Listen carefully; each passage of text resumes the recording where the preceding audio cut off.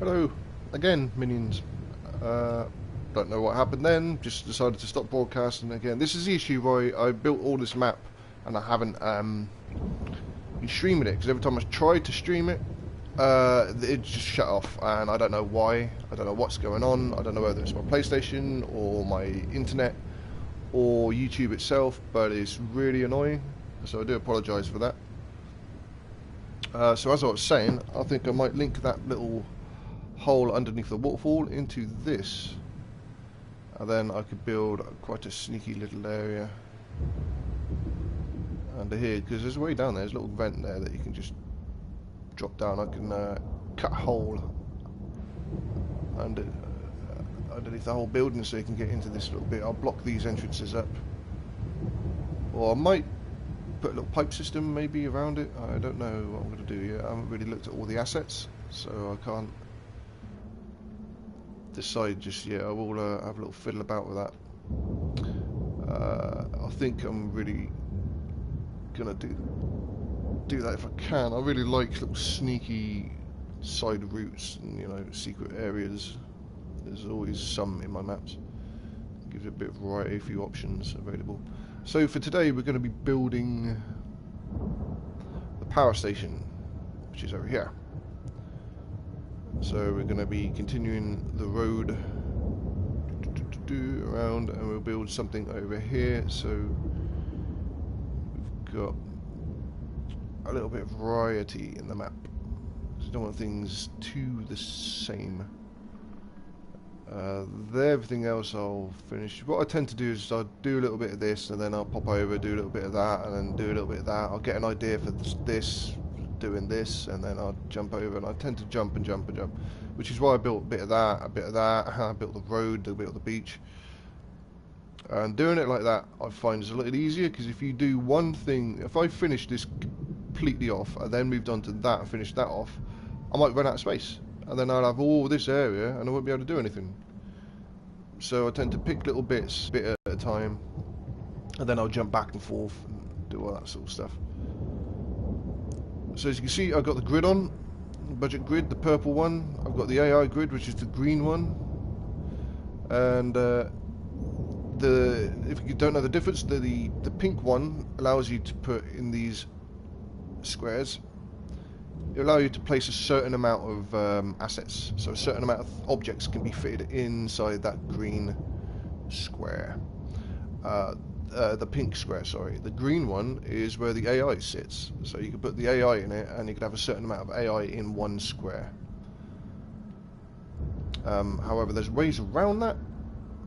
For example, if you come over here, I mentioned this in my previous video. What I've done with this is I've smacked him right in between 4 squares. That way I've quartered the amount that I'm going to use. So if I do build a big complex around this, I've got 4 blocks that I could use as opposed to just ones, which means that I could build bigger complexes. If you're building a massive castle, for example, start off building the center of it in right there, where the 4 boxes join. That way you'll be quartering the amount of assets you could use. Sorry, you'd be giving yourself 4 times as many assets that you can use and build a bigger complex. Anywho, right, so we want to build this thing. So we want, let's move these out of the way.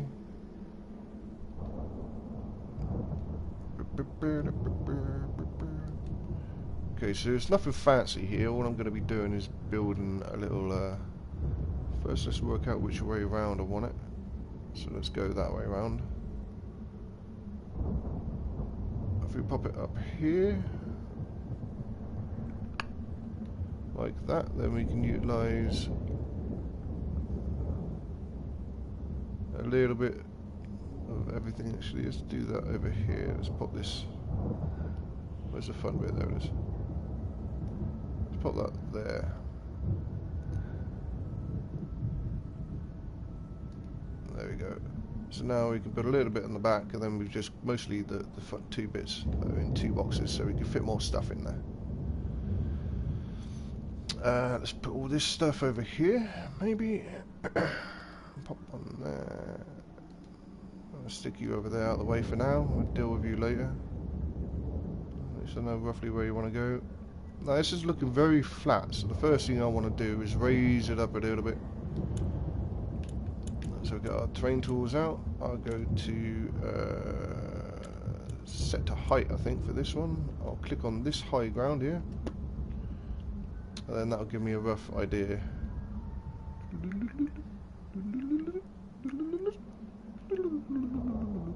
Oh, it's actually saved my settings. So what we'll do is we'll go into the options, edit the settings.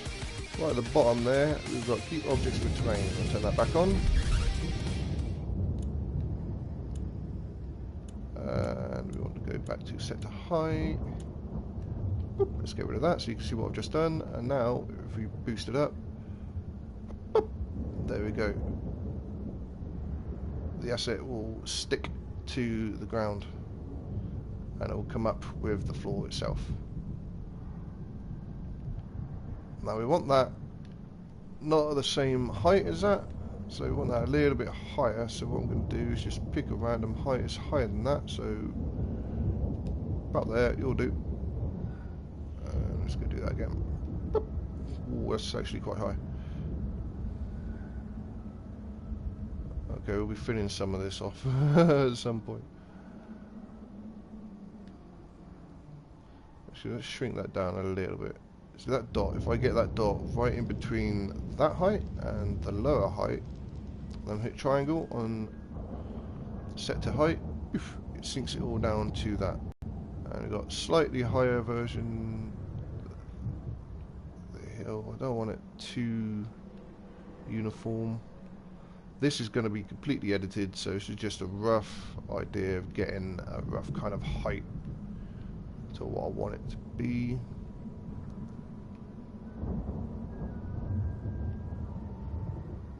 So we have a look, see, so we don't want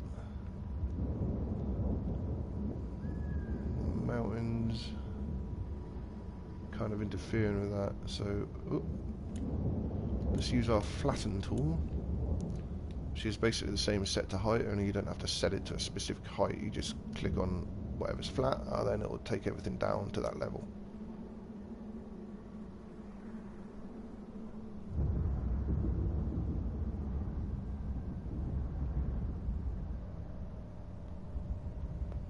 Not too much of a predominant bridge thing, so I'm gonna use that a little bit. I need to make a ramp up there because otherwise that'll look odd. Actually, just carve that out a little bit more.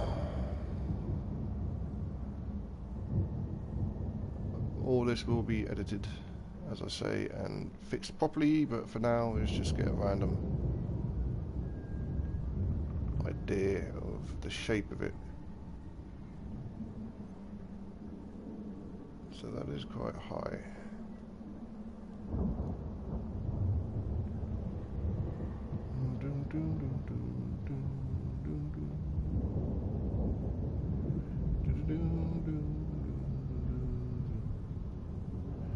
So I might bring these mountains up to meet this,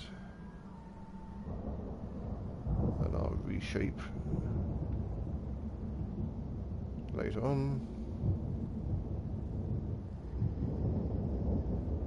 I mean, these mountains need to be edited anyway because they're not perfect. I don't want people falling off there and getting stuck outside the map, so I've got to do all of that. Right, let's just carve that. We don't want little sticky out circle bits. Oops. Also, we don't want straight lines either, so it's just bloop, bloop, bloop, bloop. Bloop, bloop, bloop, bloop, bloop. There we go. Kind of rough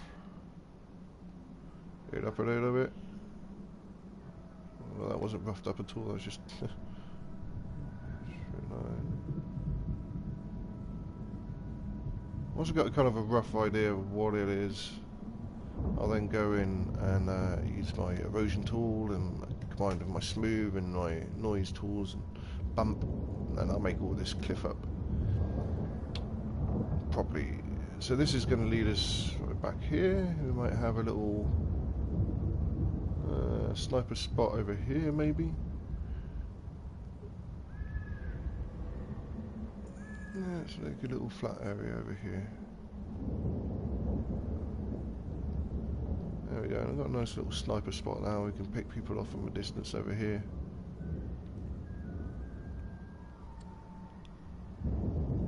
I will build up this area so they can't fall off the back. Probably put a ramp in. Should we put a ramp in? Let's put a ramp in.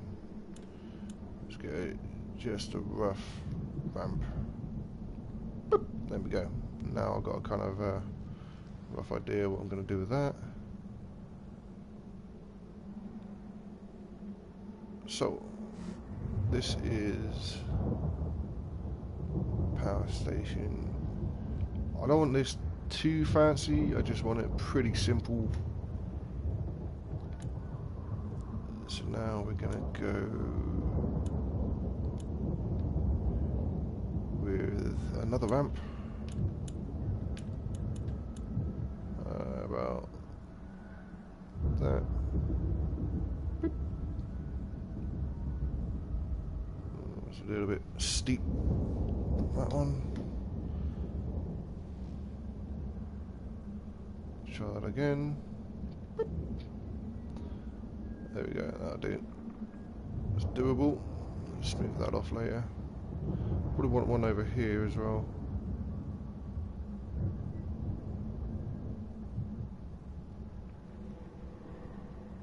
Boop. Just widen that out a little bit. Boop. There we go.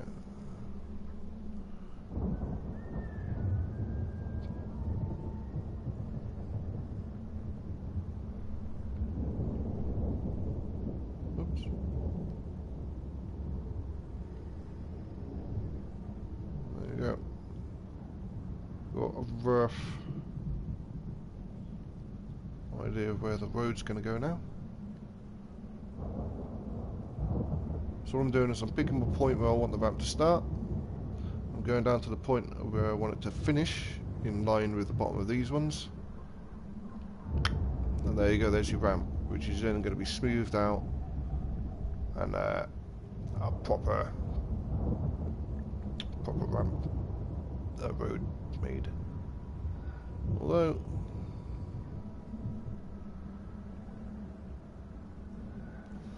I don't feel like that or not. It's a little bit big, so let's cut that down a little bit. That'll do. That could be our ramp. We'll finish it off, smoothing that later on.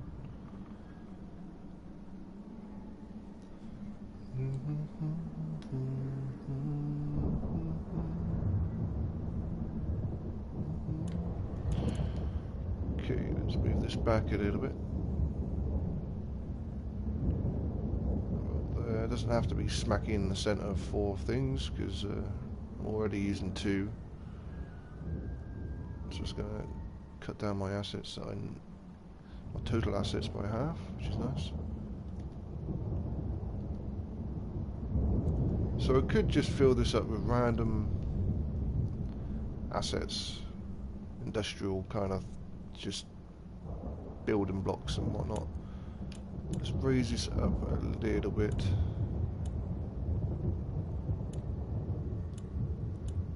Set to high.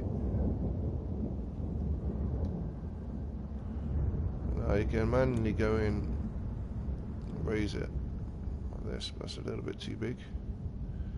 Don't want it too big. No. Just give it a little extra contour.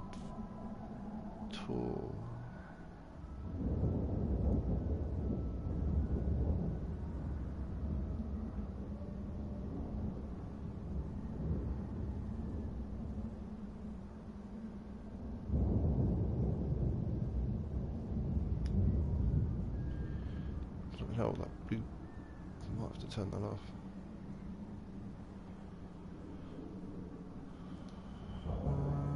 Let's just carve this out a little bit. See this we can make our path. So we get our ramp tool again. I usually do this when I've got an idea of where the entrance is going to be, but that'll do. Because I'm not expecting people to be able to drive up there, but they can if they want to. Oh, flatten again. Get rid of that hole there. Just trim off this a little bit here. Make it roundish.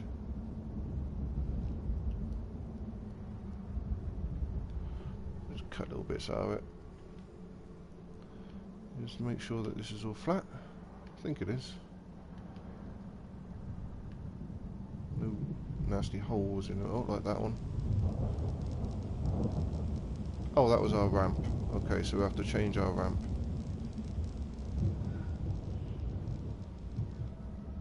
I'll move that back a little ways. Shrink down the size of the ramp.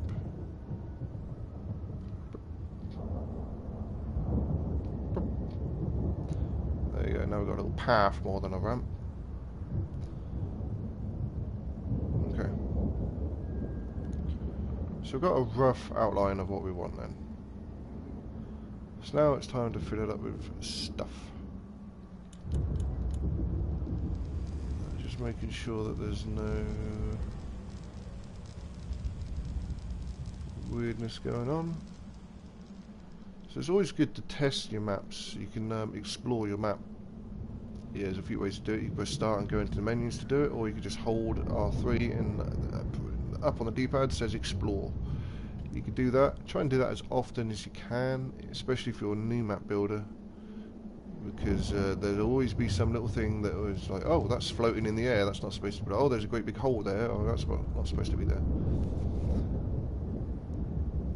It's always good to test it out. And then the other good thing is, which is a must, save. Manage maps, save.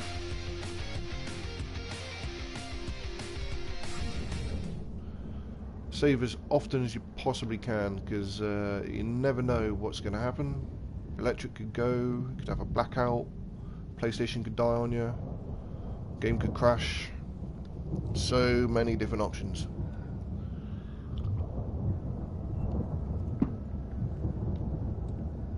So save every time you do something big or fiddly. Save it. Save, save, save. My philosophy in gaming is better safe than dead. It works. Alright, so we do have to find something. I'll get distracted again. There's some holes in there I need to block up, but there's some things, but I don't know what to block it up with. Okay, so this is our basic layout. Let's find some stuff to do with this.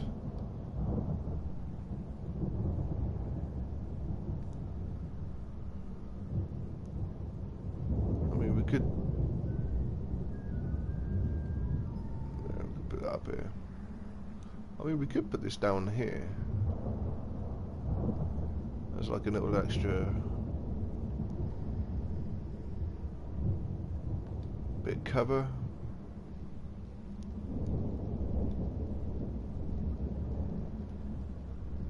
Oh, actually, we want a path there, don't we? So let's not do that. Alright, so we need to find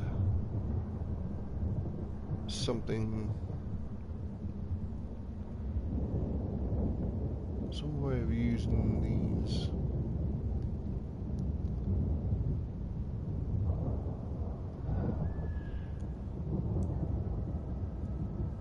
So what I could do is I could sink this right down.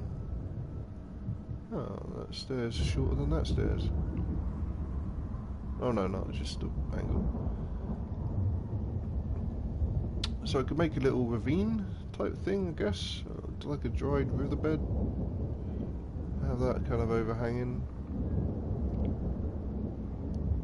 I'm trying to think as I'm looking at it. I'm trying to think of things because we do have stuff like.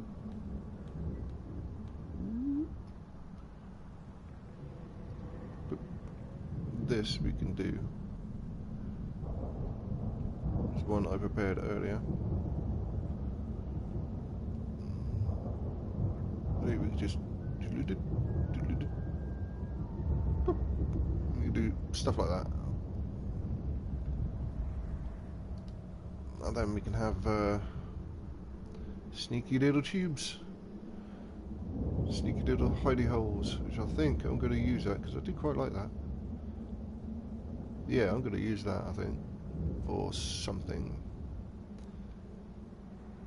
I'll figure out something to do with that later. Okay, so let's get some random buildings in. Let's go FARCRY 5, structures, industrial, brewery, extension factory, mining platforms, warehouses. Let's go with factories and see what we got. Oh, okay, so we've got, it's actually pretty cool. We got, that's that massive fertilizer, that's a fertilizer plant, okay. It's a brewery. Furnished. Oh, right, I see. So that one's empty inside. Boop. And this one isn't. Ah, cool. I'll pick the right one then. Water tanks. Fertilizer tank thing. Lumber mill. Jesus, it's a lumber mill. Well, I could be lazy and just pop one of these up. But you know, I think I might do. Just because, fuck it, why not?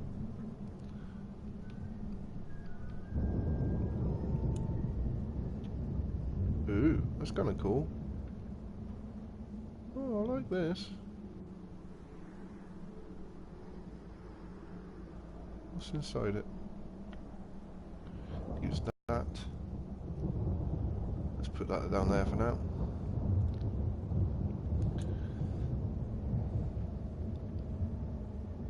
See, orchard factory.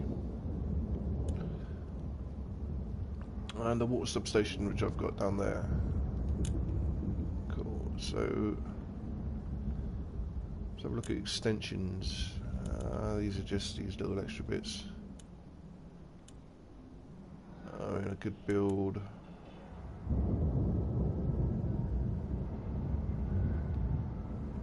something. Railway cabin slash porta potty. Looks very much like a porta potty to me. I suppose it could double up as a gatehouse. Let's pop you there.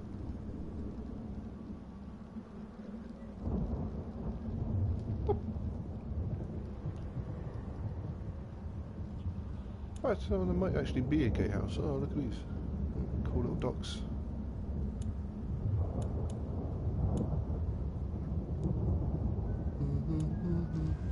Whoa, that's a big one. It's the same as what I've just got over there.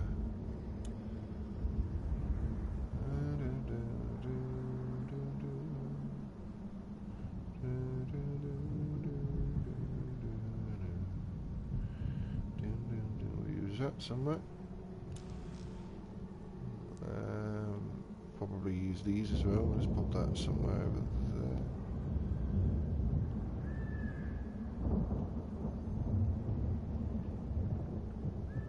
I don't want to block up too much.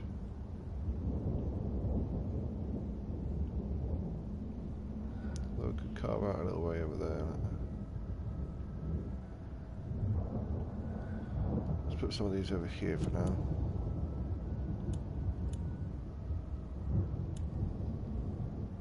Ooh. Ah. Ooh. Water tank. Water tanks. How big are these things? Okay.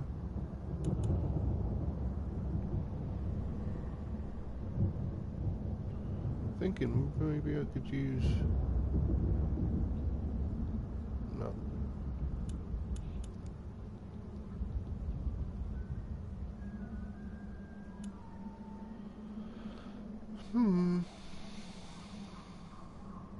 What to do, what to do, what to do. These have got little holes in you can use underneath. Yeah, that's pretty sweet. Should have found them earlier.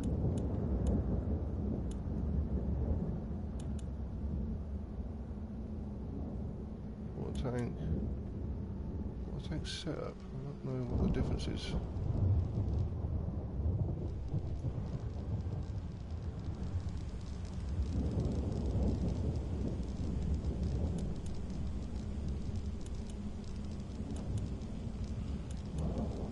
I don't know what the difference is between those two, but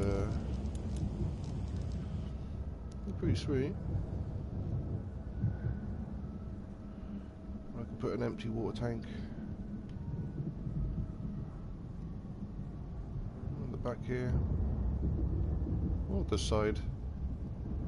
Stick it at the side. Pop. Stick another one of these. What we'll do is we'll go in a minute and cut a hole out of these.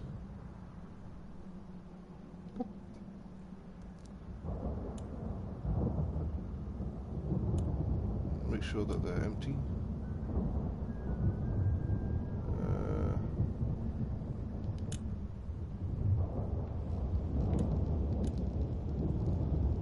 Let's grab this thing if we can.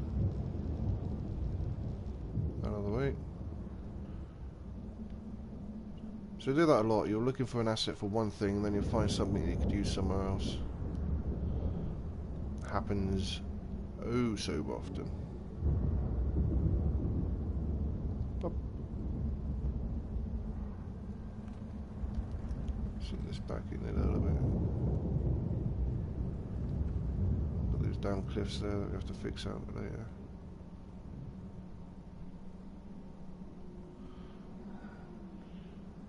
Let's get this back out of the way a little bit. Weird trough there, I don't know where that came from. Okay, so let's get these. Tell you what, you know what, let's get rid of that. That's a part that we've already got.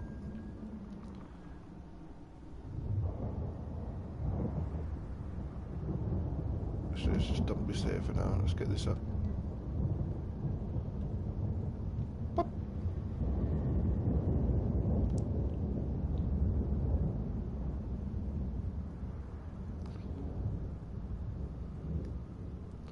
Do, do, do, do, do, do.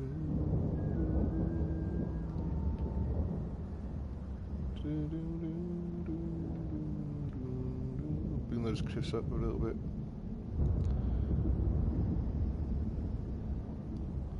I'll bring that out a little bit so we've got some space to work around.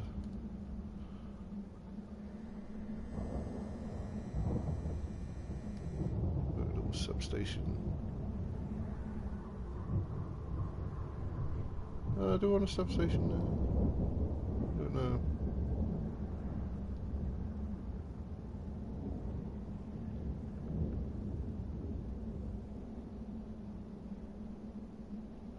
Let's put you down here. Nice and small so the hide behind's put you there. That way around. The door's either side of that, so we can put that there. Move it in a little bit because we're going to be hacking those cliffs.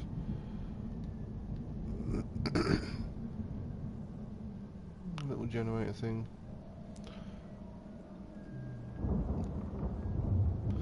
Oh, you know what would look good there?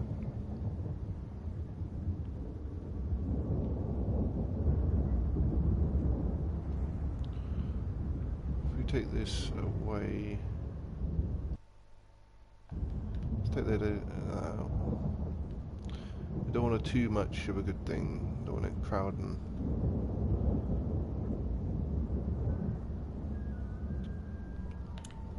There is a funky looking thing I saw in Black Flag.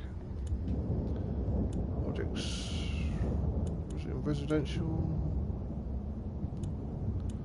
industrial, structures, agricultural, in the barns, no, not these. Yes, it was in there, there we go.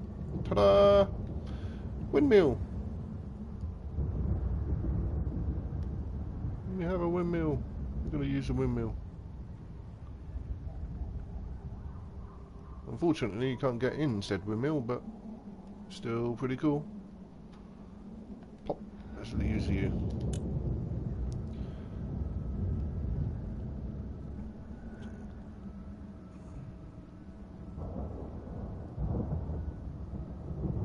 It's a shame we can't get in this, because this would be really freaking sweet to be running around in. It's just an empty shell inside. Alright, so let's fix the land accordingly. Flooding. Right, let's bring this out a little bit. Or a lot, I should say.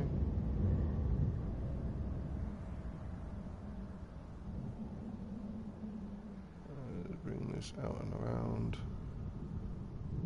And these two. Bring this out and around.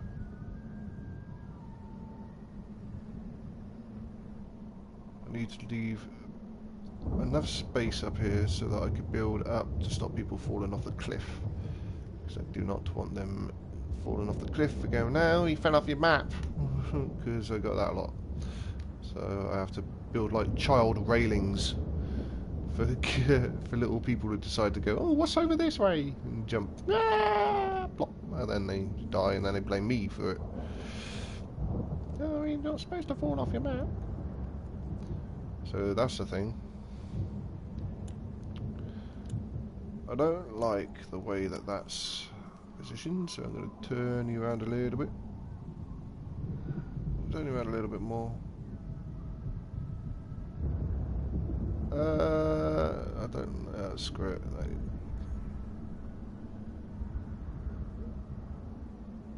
Oh, that'll do. Screw it. Right, that's fine. Right, so now we can move this on along a little bit. And we might even be able to go back a tad. No, we'll leave that there. So now we've got a little funky house in, full of all sorts of paraphernalia and things to hide behind and shoot people out of. I'd much prefer to use these furnished assets than the empty ones, unless you want to fabricate your own stuff inside it for whatever reason. Mostly because it's just less for me to do. Now I'm gonna leave you looking at that whilst I drink a bit of coffee and make a roll up.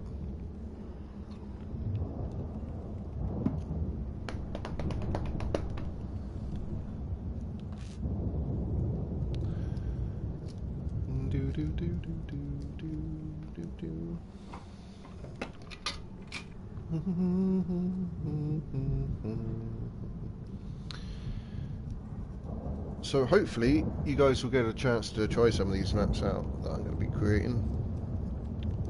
As I say, this one is purely a tester map, just to see what kind of things I could use, what new assets are available to me, what new tools I could use, just to try and fiddle about and make things you know, workable.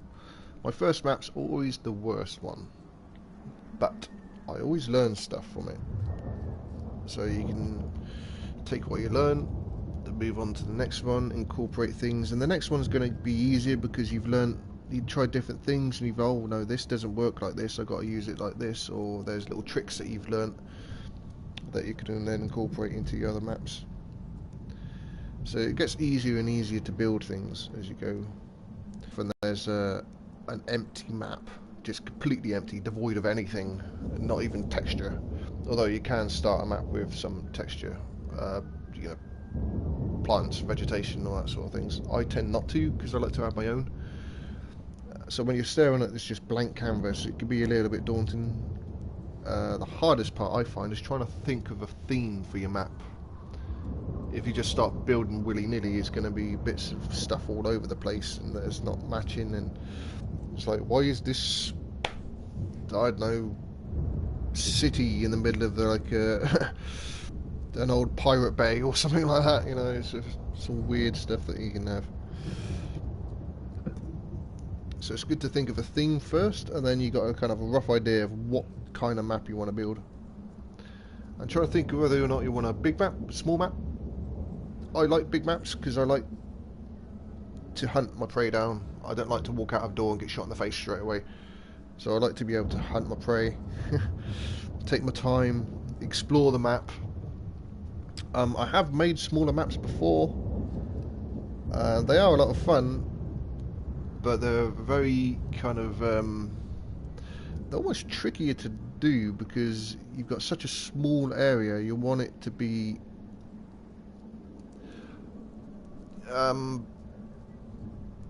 engaging. You know, you don't want just a room with a load of things in there so that people can find each other easily. You want something that's going to be a little bit quirky, a little bit cool. For example, one of my maps I built was a map called Sewer Rats back on 2. That was a very short map, but I built underneath it. There was basically a base with a very small pathway leading to the other enemy's base, so that it was very quick to meet up. So they just run out their base, run down the path, and there they are, they're fighting. But I didn't want just that. I wanted to branch out and make it a little bit more interesting map. So I built a whole sewer system underneath it. So when we was playing Capture the Diamond, for example, which we don't have anymore, RIP, Capture the Diamond, you could just, whilst everybody else is fighting, you could just sneak down a little tunnel in your base, sneak along the sewer system, come up in their base, grab the diamond, sneak back down, and then sneaky that way. And there's little quirky things like that I'd like to put in a lot of my maps. Just because it adds a little bit of variety, it gives you something a little bit extra to do rather than just run out and shoot someone. Another one of my maps was called Hell Block. And that was a very simple cloned map. I call it a cloned map because I built one little section. I built the whole thing in a grid of 4.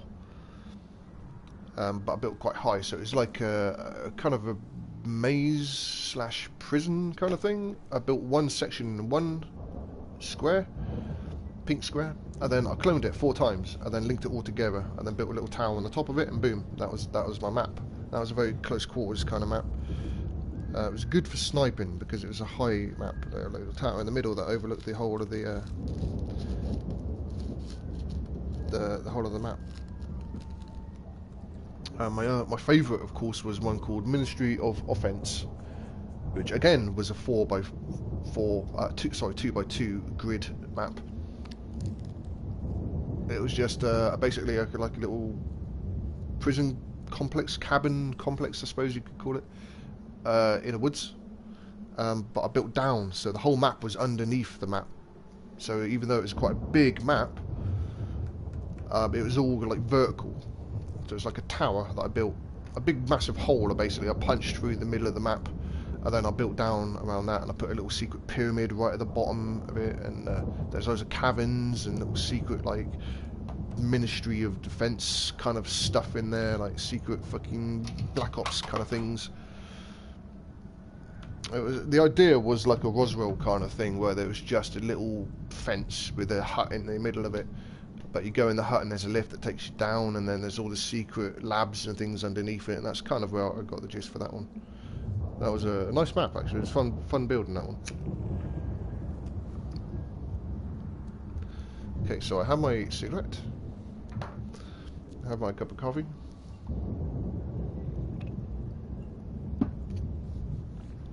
Some noisy bastard outside in my alley, throwing things around by the sounds of it.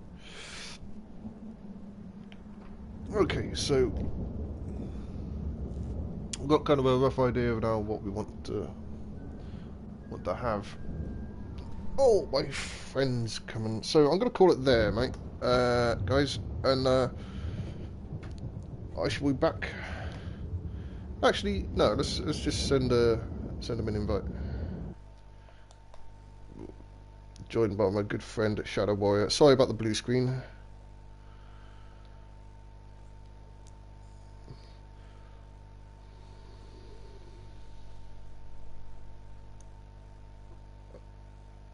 If I can find him in my massive list of friends. There we are. Okay, so we should invite Shadow Warrior / Starfighter. If you ever seen some of my other videos, I'm joined by Starfighter. He's got a YouTube channel, Starfighter 41. Was it Starfighter 141? Very, very good. There's some funny videos on there, and an appearance by me in one of them as well, I think. Hello? Hello, mate. You alright? Yeah, you? Yeah, not too bad, not too bad. I'm streaming, by the way, just in case you start swearing profanities. I figured I'd show people my map. How's your map coming along? Oh, it's coming. It's quite good. It's pretty good. It's getting there. At the moment, I'm building a little substation next to a kind of a little hut kind of thing. Just filling it up bits, basically, at the moment. I've popped a little windmill in there just for shits and giggles. Why not? Yeah. Yesterday I built I finished off my beach. I'd done my road. And most of the yesterday was doing my river. I spent ages all night on my river because it was fiddly and it was a pain in the ass getting the validation right. Yeah, it was a bit of a nightmare. God, it was alright. The old ways of doing it was really easy. You basically pick a big square, then you fill that up with water. But I like what they've done here because it means you can have multiple lakes dotted around the place at different levels, but you can kind of do that anyway if you knew what you're doing. I don't know. How are you? Sorry, I was babbling on about stuff. Okay, all good. I went to see A Quiet Place in the cinema. That was really good. Really, really good. A Quiet Place? I've not heard of that one. It's a horror. Wow. Kind of a horror. Well, you did like horrors. Yeah, but this one's like a different type of horror. Oh, it's one of those non-horror horrors. Yeah, they call it horror, but I don't know, maybe, I don't think it is. Is it more of like a thriller kind of thing then? Yeah. But it was really, really good. Cool, I might check the that ending out. was just amazing. Nice, man. I'll give that a go. I want to see the colour of water. That looks pretty good. Guillermo del Toro, The Colour of Water. Won Oscars all over the place. It's about a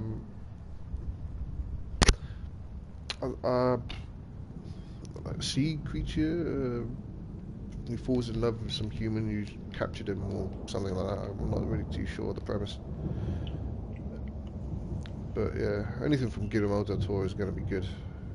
Pan's Labyrinth was brilliant. That was a really, really good film. Really enjoyed that. A bit sad, but it was a good film. So, if you want to see my map, before it's finished... Well, am I able to see, am I? Say again? Am I able to see, am I? Well, I'm streaming, so yeah, you just go onto my channel and you can see... Oh yeah, sure. See what I'm doing. Hold on 2 seconds. I'm just putting some AIs down. It's so crap that it gives you a limit on your AIs. I want to put like a lot in. I can't. Yeah, I know. That is a throwback from 4. That was. Although that was the first time we had AI because we didn't have that before, and just the fact that we could have it was really good. The thing that really annoyed me is you can have men, like people AI, or you can have animals. Yeah. You can't have both. I don't know whether they changed that this time. But it was was just so annoying because I used to set up loads of traps for like for the enemies. There's one I made a big pond basically. I had an alligator in one of the ponds, and the enemy will walk up to the pond and start taking a piss, and then all of a sudden an alligator will come out and munch him. And it worked fine in post build, but as soon as I published it and it, set it up so that it will work online, it didn't work. I either had the alligator there, depending on what type of game you was playing, with team deathmatch or solo or co-op. Well, it wasn't team deathmatch, sorry, it was either solo or co-op. For some reason the AI turned up, but the animals didn't, and I didn't know what was going on with it. I couldn't fix it. Nobody had an idea how to fix it. I don't know. It was annoying, but yeah, it is what it is. So hopefully they fix that this time. So I do want to test it out. I'm gonna make a pitfall trap, I think, and I'm gonna fill it full of snakes. A little snake pit Nice. trap. I do like my pitfall traps. They're really easy to make, and everybody always falls for them. They hate you when they fall me, especially if you know where they are. I build that in my graveyard bit. Sweet. It's so annoying getting these fucking ladders just right as well. Oh, the ladders, they will fit. At least this time it tells you what direction the ladder's in. When I was doing in two, we didn't have that. Yeah. We just had to like guess what direction the freaking ladder was in. You had to put it down, then you had to test your map so that you could find the right, you know, the front of the ladder, and then you had to go back into the editor and faff about that way. It was really, really annoying.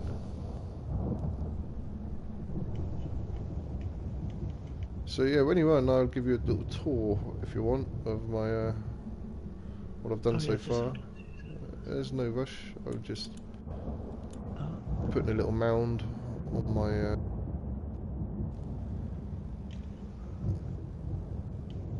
I'm doing like a what do you call it? Like an apocalypse zombie style one. Oh yeah, I think But a it's lot of like people. it's like a city using the assets from what's it called? Watch Dogs. Watch Dogs. Yes. Yeah. Yeah, a few people have been doing something similar on my map before. They can't wait because they kind of built it, and now they're just waiting for the zombie DLC to come out, so they could use the assets from that. Yeah, that'd be good. It would be sweet. I don't know why they just don't build the map, that publish it, and then re-edit it when they get the assets for that. But some people have, some people haven't. What I'm gonna do? Yeah, it's gonna be good. So, did you get my my map editor community? Yeah, I joined that. Yeah. That cool. Yeah, anything you want to know, man, just ask people in there, and they'll you know, help you out. There's really nice. Oh, cool. I was gonna say bunch of people, but there's like nearly 400 people in there. Nice. Yeah, there was a lot. Yeah. It's nice to have a bunch of people who like the same thing as you do. Swing that down a bit. Ooh. Kind of the first couple of maps I built. Have you played the Joseph one? I did. Joseph's Yeah, Friend? I did. That was really nice. I like that. That one was an absolute nightmare. Really? I built the whole map first of all. I think it was because it was like my third one, and then I kept getting these things after I built it saying that I need to go into verification. It wasn't like validation. Validation. That's it. Yeah. And I went into that, and there was like 50. There was a list of 50 exits. Stuff that was on. I was like, oh my god! Yeah. I literally had to, because if you click on them, it takes you to them. But for some reason, it kept taking me to one of those stupid hotels, saying that there was something wrong with it. There was nothing wrong with it. Yeah, there's a few things. It was things what was inside. Yeah. It was one of the things that was inside, but it was saying that it was the actual building. Yeah, clippings it's called. Yeah, you get like. Oh, nightmare. I had one earlier with a little with my vehicle. My vehicle was clipping, but it wasn't the vehicle itself. It was the actual building that was clipping.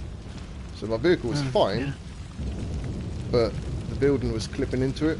So I had to fuck about and change it and do that sort of stuff.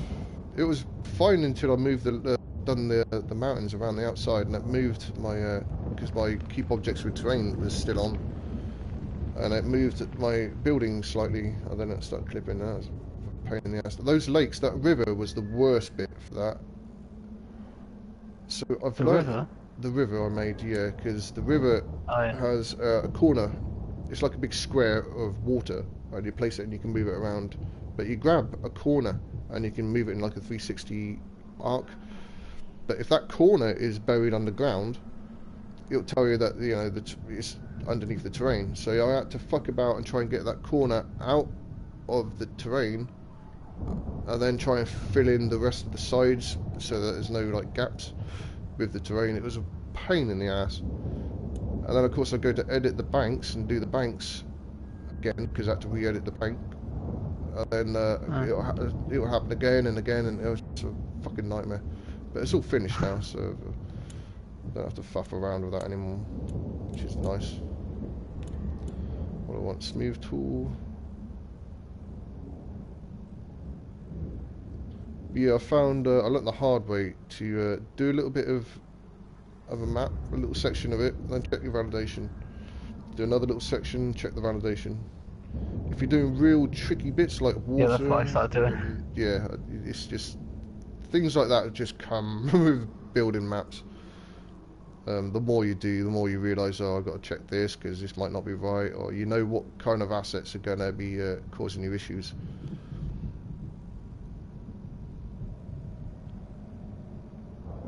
But that just comes with practice and time. Right, so I've got my windmill roughly where I want it. Smooth that bit down. I don't built a windmill? Well, I put a windmill in and then just building the the hill up to the windmill. Oh, nice. Yeah, there's a windmill in Black Flag's assets. Okay. Cool. I saw it. I was like, oh, I'm going to use that.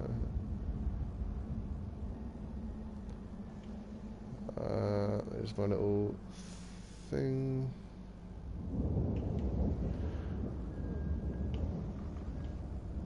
You know when one of the squares goes yellow, what does that mean? It'll probably mean, is it the pink square or the green square? Yellow square. Is it in the Not grid? how you actually mentioned. If you do you have your grid turned on? Yeah. So you've got your green, your pink grid and your green grid. You've got those? Wow, it's blue grid for me. Blue. Okay. Well, you've got a blue turquoise kind of colour grid, and then you've got a pink one. If you go into press start and go down to editor options, editor settings, you go all the way down. You'll say, where is it? I can find it.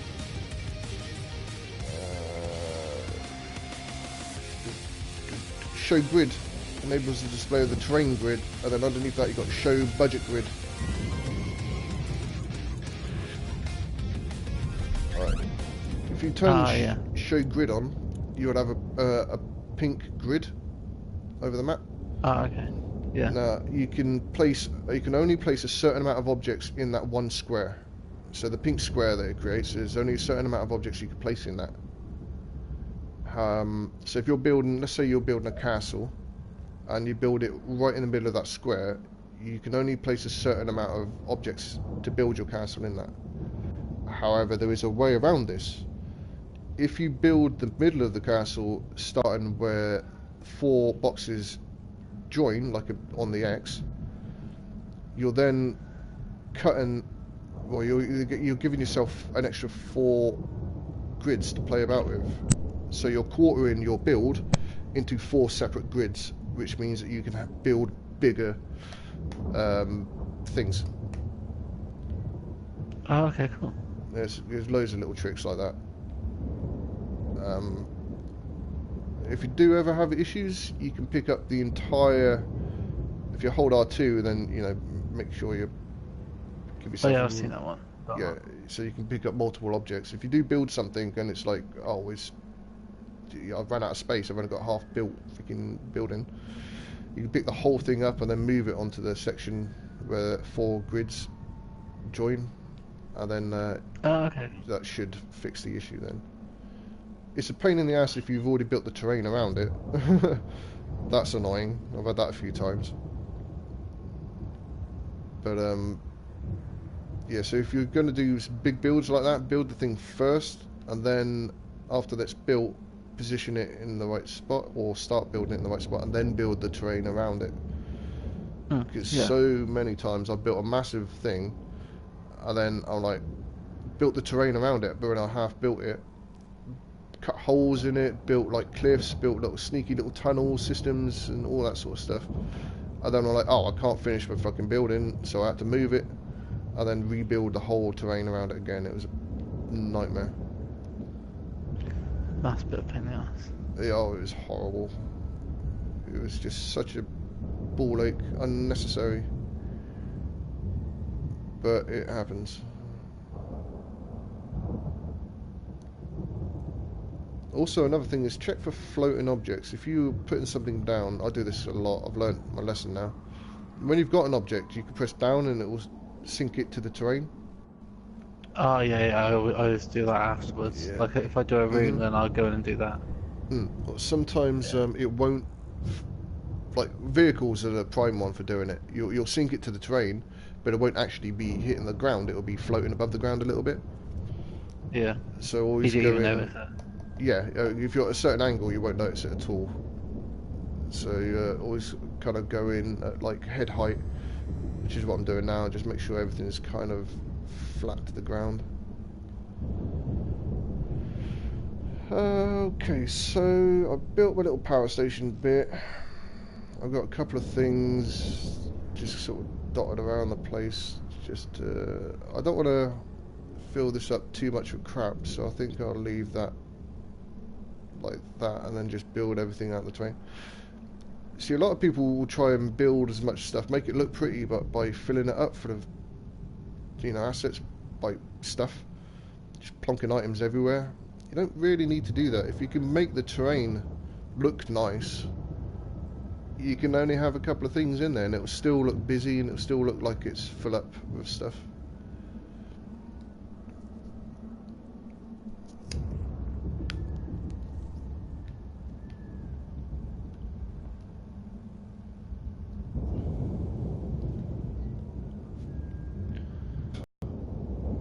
I've got my Asylum bit, I've got my beach, I've got my river. That waterfall still isn't working. I don't know why that is. So let's save everything we've done. Did you find the save? I did, yeah, but they never had that in there before. Not when I first went onto it. Really? Is map? That option wasn't even there. I come on it one day and it was just there. I was like, oh, where did that come from? Oh. Seems like a weird thing to oversee, like, you know, not having a map save thing. That's strange. Team deathmatch. Team deathmatch. Oh, also, really good tip. One of the best tips I can give you. Yeah. My waterfall isn't working. When you're building, hang on, did you just say waterfall? Yeah, I built a waterfall, but it's not. How did you do a waterfall? I tried doing that. I just couldn't do it. I have no idea. It's not working though. I mean, it worked yesterday, fine. Bits of it are working, but the rest of it isn't. I don't know what's going on.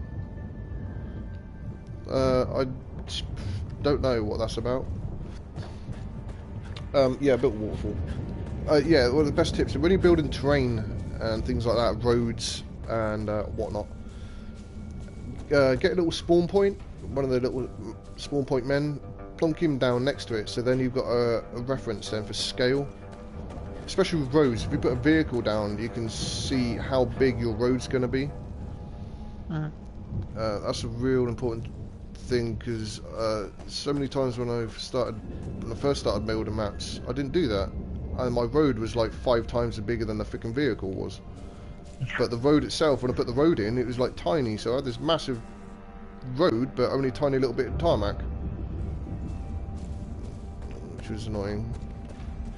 So those things, those little Bob, I named him Bob, my little Bob, I carry him around all over the place.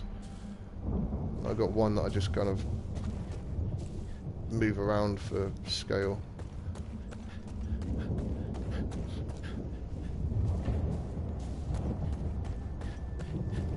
So that all seems to be okay.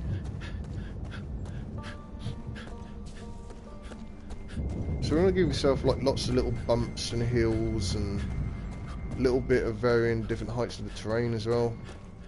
Just because you don't want a completely flat land.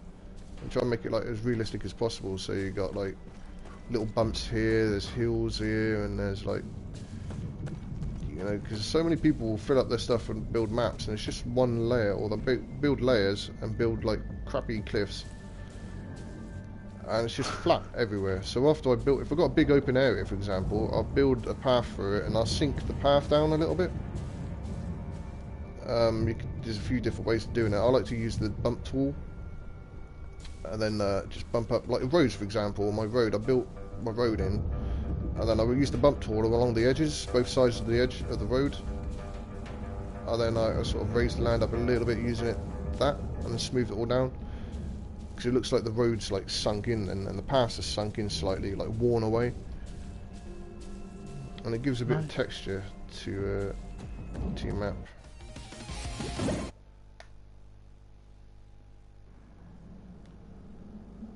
Right then, so that's kind of okay. I'll put one tree.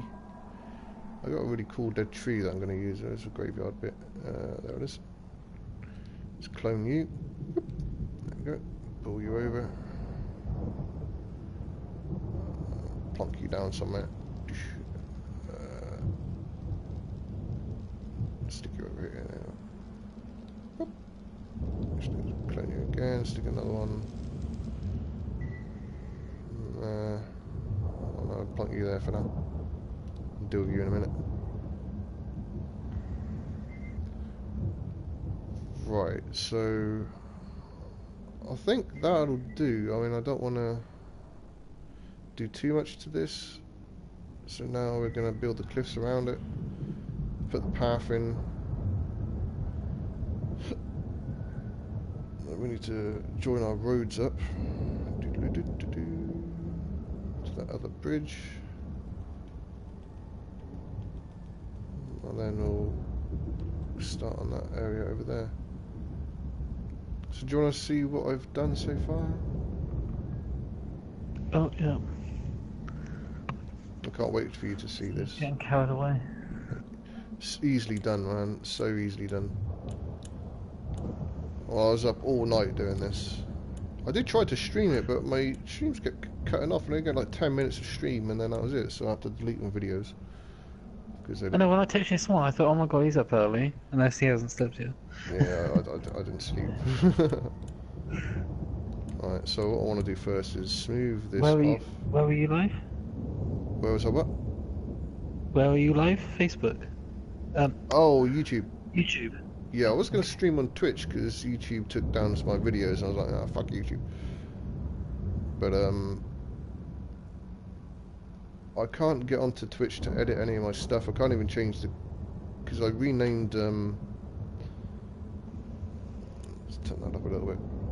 I've renamed something that I should... I got a video on there that is a wrong title. It's not the game that is actually titled. Oh god, okay. I tried to get on there to change the title, and it works. I also tried to put... what else did I do? Oh, where it says Devildrive, I do murdering, it's what I do. Is that so wrong? I tried to put a... that's all one long sentence, so I tried to put a return in, so it got like, I do murder...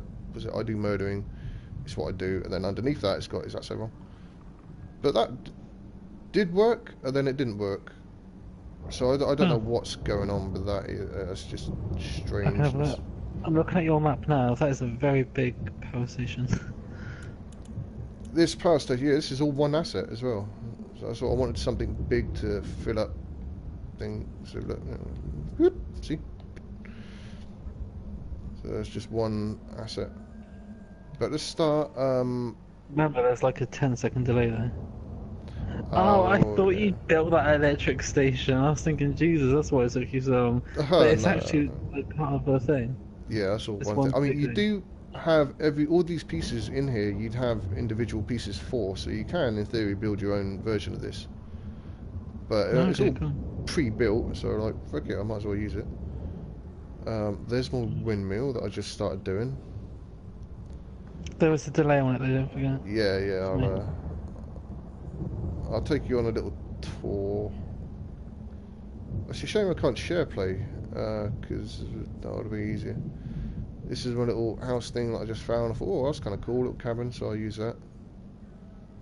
I've used the houses that are already furnished, so the stuff inside them, because I hate having an empty house. It's a pain in the ass. I don't like filling it up.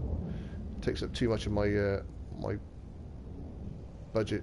So I use these furnished houses. Because you furnished that big house though, the hotel.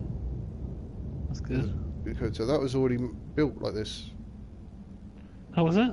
What, Yeah. furnished? Yeah, it was already furnished. That's one. Okay. If I move it up, nothing. It's all one piece. That's the hotel I had problem with, I think.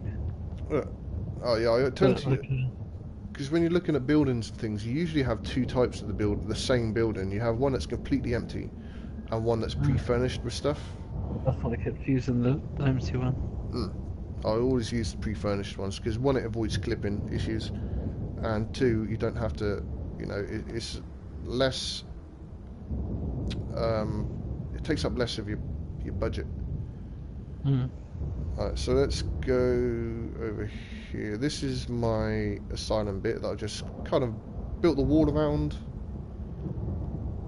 I'll wait for the stream to catch up. Oh wow. Do you see that already? Yeah, Jesus Christ. Cool. So I built the wall around it. That wall was a bitch to get leveled up because you don't have clipping Yeah, I anymore. know it Like is. snapping. You used to have snapping, like this piece will snap onto this piece, but it don't do that anymore. So I had to manually get it all level. And so this is my Actually, you know what? Somehow I managed to do it earlier with a bridge. It clipped. But yeah, I don't know how I did it. But it must be in there somewhere as an option. Oh, maybe there is. That would have been useful to find. So I put a couple of little lights in just to give me an idea of what I want to look like. Inside this is unfurnished because there wasn't a furnished version of this prison thing. It is more of a prison than an asylum, granted, but I'm going to put, like, if I can, wheelchairs and gurneys and make it look more like a hospital than a prison. Oh, nice. Yeah. There's also a Have you managed to build a bunker yet? Not yet. I'm going to start building something similar. It's the same process, but Oh, nightmare. Absolute nightmare. yeah, they are a pain in the ass. There's a couple of different ways of building bunkers. If you're, I mean, you can build it out the terrain. You just sink the terrain down and then cover the big hole with something, and then you can use the terrain itself. If you're building caverns, for example, you can sink the terrain down and build like little jagged rocks and cliffs, and then you just use rock to cover over the thing. That's a really good trick because it means that you can build the cavern yourself out of the terrain, or you could just cut a hole and build underneath the map, and then as long as, because obviously you're going to see everything because you can see through the map, so as long as you've got like a cavern or walls with, you know, the blocked up windows so you can't physically see out, you can build underneath the map that way. Okay. Yeah, so that's the asylum. This is my graveyard that I built, started to build, half finished. There is supposed to be mist and stuff, but for some reason only a few bits of it are working. Hopefully that will fix itself when that graveyard's wicked. publish it. It's not finished yet, entirely finished. It's still got little bits to do. But things like this. So what's the aim of the map that you're building? Is it assault, journey? It's team deathmatch, this one. So you'll have one team spawn in these cells as like inmates, and they're free, so they run out and they get to. I'm going to have an armory in one of the back rooms, the office probably. I'll put an armory in there, so they've got like extra guns if they want them. Because you always start with a loadout anyway. And then the other team is like just getting onto the island, which is over here on my beach, which you haven't seen yet. This is my beach. This beach took me ages. You would have thought a beach would be really simple, but it's not. Especially getting like the seaweed bit, I'm really proud of, because you can see the seaweed in the waves. I don't know how noticeable they're going to be. That's a really, really simple trick. How did you do that? The grass? I put a few little bits of these in, these grass bits, just to... I might change those actually, just to... But most of it is just grass texture. Yeah. This stuff here I used up for the moss on the cliffs. The grass I just painted. Where is it? Let's go in. There you go. See, grass. Just painted grass. Yeah. And because the water distorts it, it looks like seaweed. Nice. Which is a cool little thing. If anybody does go for a swim, they've still got like these little wavy bits of grass. I don't know. I think I might change that because I don't really like that. But I don't know. Yeah, let's see what happens. There are water plants and stuff you can get, but they're like reeds and look a little bit out of place in the ocean. So this is 1, 2. I need to set up their spawn points yet, so I just plonked them in. A good thing is to plonk all the assets that you know you need first, because if you do ever run out, you're not going to go, oh shit, I haven't got the spawn points in, I have to take some stuff out. So just stick them all down anywhere, like I've done there, just line them up. I'm going to move them around eventually. So I've got a little car there. See, this is another little thing. That's sunk to the ground, believe it or not. Boop. And it's still floating. This is the issues that you get. So that I'm going to have to fix at some point.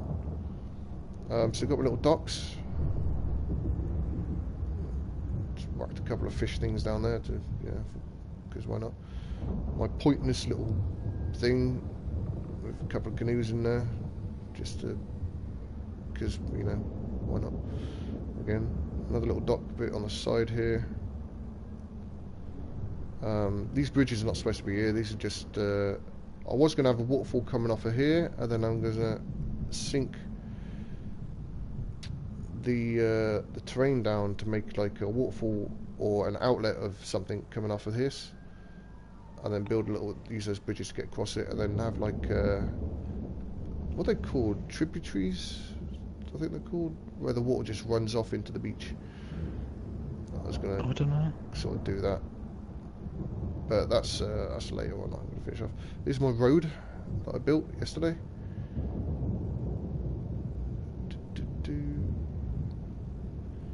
So I've used all the textures I can. I've got all 4. 1, 2, 3. Did I use all 4? No, I didn't. I used 3 textures on this. So I've raised up the edges of the road. It's a bit of a bummer that it only gives you like a certain amount you can use. There are ways around it. For example, we've got rock, I've got grass, I've got mud, and I've got sand. But I've also got a beach. And I've also got mud banks. So there's ways around it. I use roads because you can have so many new different roads. So if you're building a beach, for example, like I've done here, I've got my sand, and then I just put a road around the edge of it and widen it out. So now I've got like a little shingle beach, which I will be, you know, fiddling about with. I'll never stop fiddling about with these road bits. I've also got my little flaming geezer over here because I thought it was cool. I found these assets, I was like, oh, I'm going to use them, I'll put them here. So I've got him. This is where all the vehicles are for this team. Oh, I'll move that one out, yeah, for the road.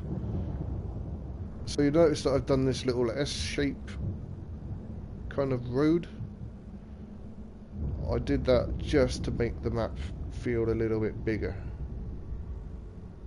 because you can have you know, little things like that make the map bigger than it, you know, feel bigger than it actually is. Got a little island there. People keep asking me about how I got this road like that as well. I've done this a few of my maps. It's good. Well, you've done yeah. like a texture around the edge. Yeah, I pulled up the edge of the thing. On the road itself, it goes all the way up to the end. Here, it's hidden under the bridge, then it's span around and then come back, and if I join the dots up, it matches perfectly. and then that will allow you to go back on yourself and do like a loop or circles or whatever. Nice. That's a cool little trick. But here's my I'm really proud of this. My river. Oh, that was well cool. That was good.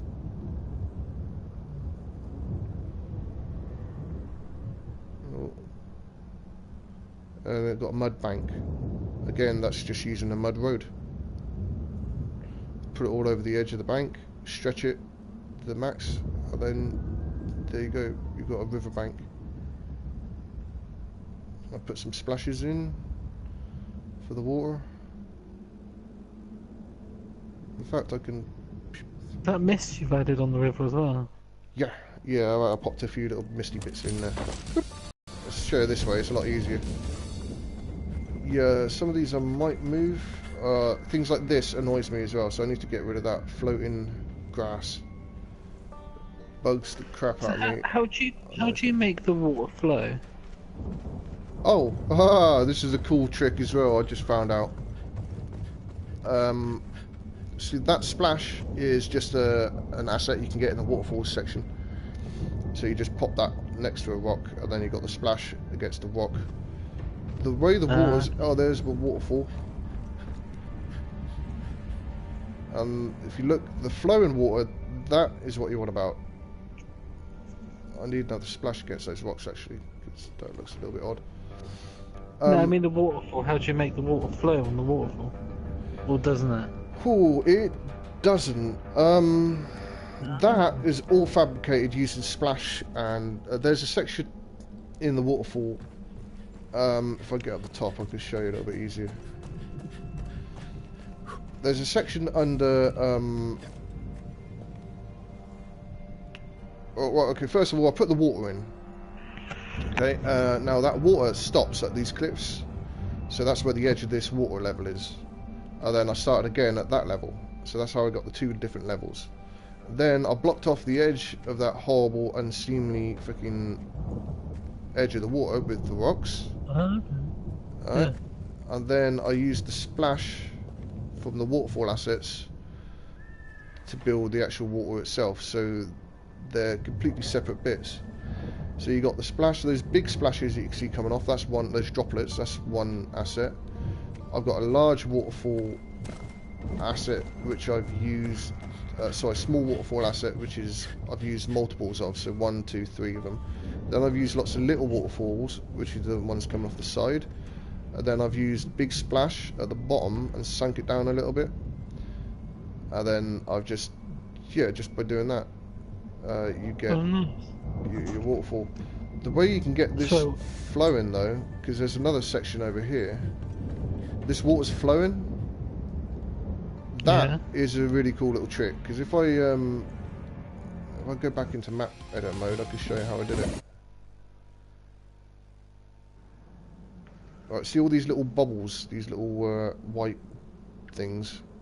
They're the assets. They're like the water. Oh, I can pick one up actually and show you. Yep.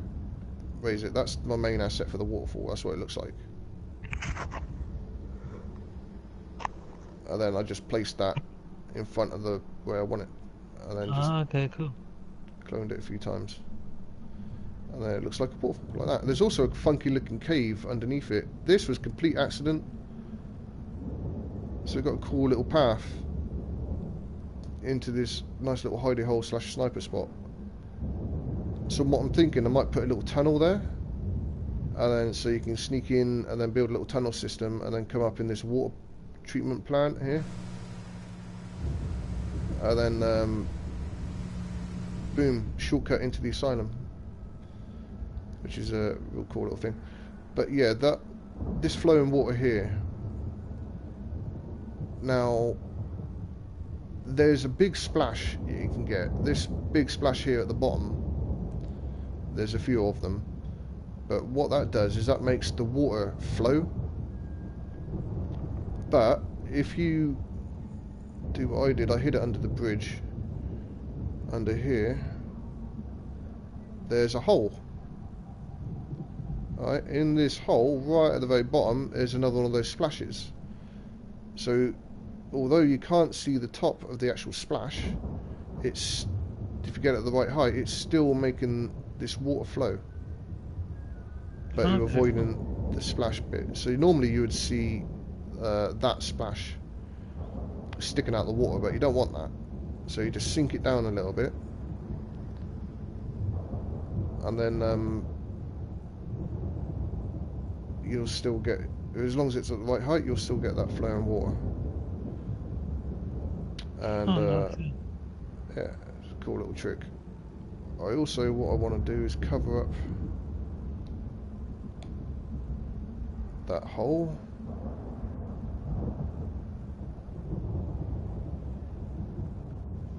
With a big rock.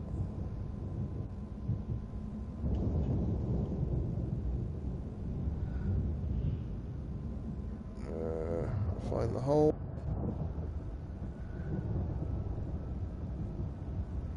There we go. So now if anybody does swim underneath this, they're not going to find a massive hole in the ground. That's part of my road. Yeah, so there you go. Hopefully it ain't peeking through the... No, cool.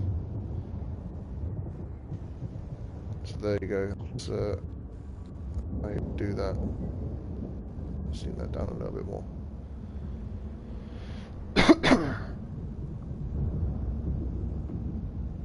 So that's yeah, that's pretty much it. My river, which took forever. It was quite fun. It was a pain in the ass to get going, but once I did it, it was alright. Because initially that waterfall was going to be over here, and I was going to have it flowing down here and have a little bridge and a stream and that flowing down again, but I couldn't do that because I can only have a certain amount of water assets in there. So I had to shrink. All this was part of the river as well. I had to shrink it back to here and put a little fishing jetty or hut or something here or something at some point. And that's pretty much it. I've got my little power station, water treatment plant thing, which I'm gonna finish at some point. This bit's gonna be some weird, just fucking cool thing to run around in, which I might change over. Let's put that way around. That way around. Let's put that way around. I don't know which way around to put this. Let's put it that way around. My graveyard, I really like my graveyard. I don't know why the mist is not working though. This is supposed to be all misty. So I clone it. Still doesn't work. Looks really good and huge as well. It is quite big, yeah, but hopefully there's enough stuff in there to keep people guessing. So I'm used to making maps for like 40 people. Nope. I'm not used to having just 6 people in the map, which is irritating. Yeah, that's still not working. I don't know why that mist isn't coming up. Hopefully it works in the actual game itself. I still need a bit of work on the graveyard. I need to put the path in. I need a few more assets around here just to fill this bit up. Which I might just do a little wooded area down here. A few more little graves around this bit here. A few things. Also found a funky well which I kind of like. Oh, and this as well. This piece here. I'm going to use this for various different things. It's just a hole in the ground. So if I put a ladder down there on that, I could build a little hut around that. I'll then use that to get under the map. Use the hole tool. Do some little cabins or something. What's not. So yeah, that's as far as I've got so far.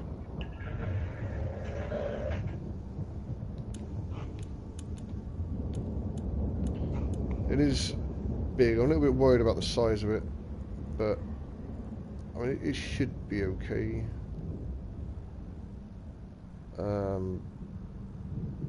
But you know, we'll see. Well, I mean, I did see one map that was similar size. That was the player unknown map. One of them. Someone recreated it. Oh, yeah. I mean, people do build big maps. I mean, a lot of them. I like big maps because it gives you more variety. Yeah. You know, I mean, there's little shortcuts that I'm going to build from here down to here. So once people work that out, they won't have to go around the entire map. You put vehicles in it. Yep, I've got. I did have a helicopter, but I took that out because I don't want to be too easy. Would have been too easy. Yeah. Yeah, I've got a vehicle in there. I've got one down there. I've got cars, mostly with jeeps. I did have a vehicle I was using for my road. I don't know where that went. I think I deleted it because it was being funny. Kept saying it was clipping when it was in the middle of the air, which is odd. So yeah, I'm gonna have there's another car over here. So I'm gonna have a couple of vehicles in here, and a couple of vehicles down there. I might put like a couple of helicopters in. I'm not too sure yet. We'll see when the map's actually built. But make them hard to get to. Yeah, that's what I'm thinking. I might make a tricky thing. Because I don't want them respawning. I don't think they respawn. I think once they're blown up, they're blown up. But what I don't want people doing is grabbing a helicopter and just flying straight over and then missing the entire map. That's what I put cars in so they have to drive around the map and see it all.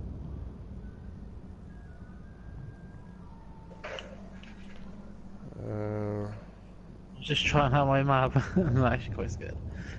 You're just trying them up? I'm just trying out my map and I'm actually quite scared. I've got those zombie things in it. Oh, the angels. Yeah, they're kind of creepy. Yeah, I think people have been using those for the zombies in their zombie maps. Oh, my battery. I need to put my pad on charge. Oh, fire that.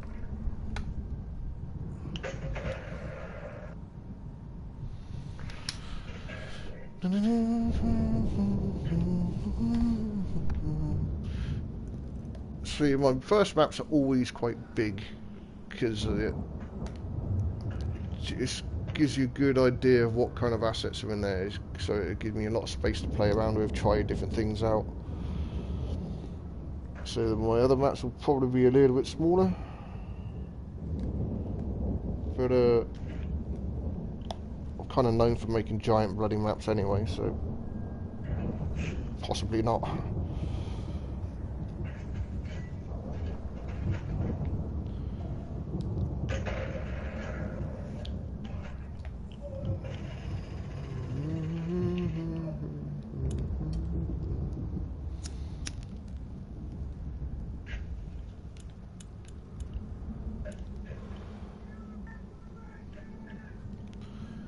Oh, turn that speed down a little bit. Lock my camera because I don't want my camera flying around all over the place. Do you know how to make realistic cliffs? Yeah, I did it once on the one of my maps. I can't remember which one it was. I think it was the first one, and I used the rough-in tool. Yeah, the noise tool. Well, I use kind of mixture of both, or a few different tools. I use bump initially just to get it uneven and rough, like I'm doing now.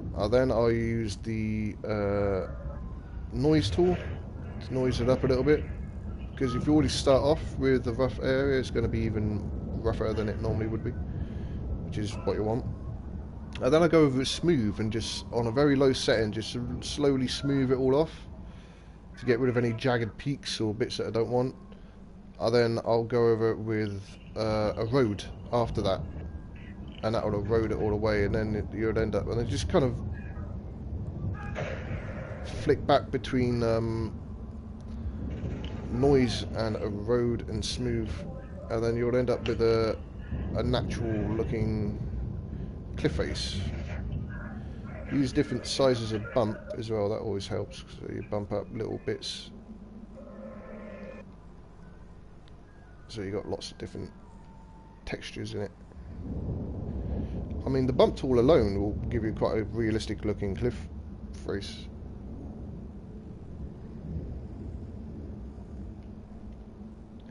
But the erosion tool is probably the most important, because that is what brings it all to life and makes it look weathered. Yeah, yeah. And painting's important as well. The painting is probably my favourite bit. I like painting. Yeah, I just done like a concrete look all the way around the edge of the buildings, but like a grassy near the road. Yeah, a lot of people they build like a mountain, for example, and then they'll just paint it all rock. Whereas I tend not to, because if you look at a mountain, it's not all just one colour. It's bits of dirt in it, there's bits of grass, there's moss. Yeah. So I'll paint it all rock initially, and then I'll go over real lightly with dirt, and just kind of whiz around all over the place with a little bit of dirt. And then I'll do the same thing with the grass to give it like a little bit mossy feel. And then afterwards I'll put the rock back on a low setting, and then just go over that and just lightly brush it with the rock again. And then that takes away any really harsh accents, like real bright bits. And then you end up with a nice, relatively real looking texture.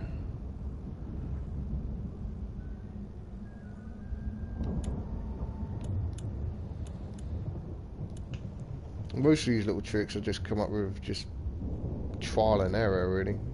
I've made so many maps over the years.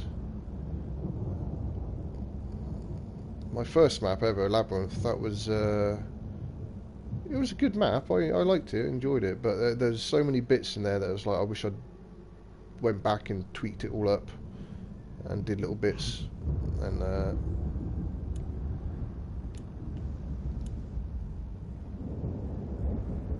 sink that down a little bit. I did things slightly different on it, but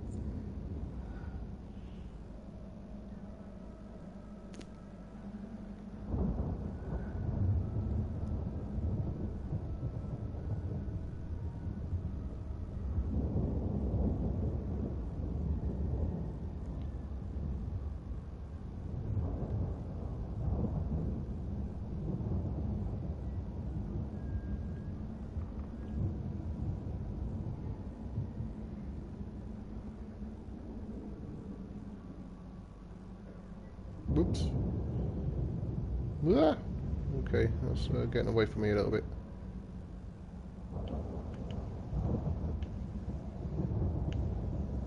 Also, when you're using the noise tool, you can hold L2 to go down. So if you do bump up something really high, which you didn't want, instead of smoothing it all off or whatever, you can just L2 it and it will sink it down, but also using the noise to sink it down as well, so it'll give it an even rougher, kind of more natural kind of feel to it, which is kind of cool.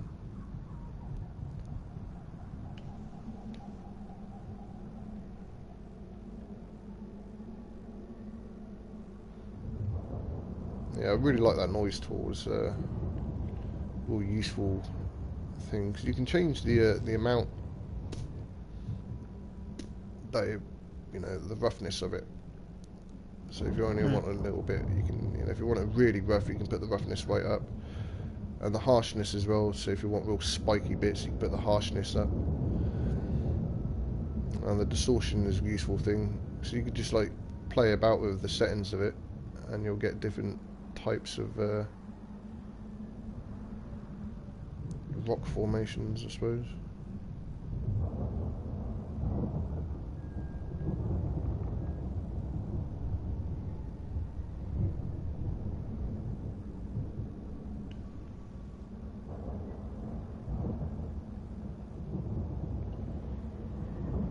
I'm going to try and make this so that people could not fall off the back,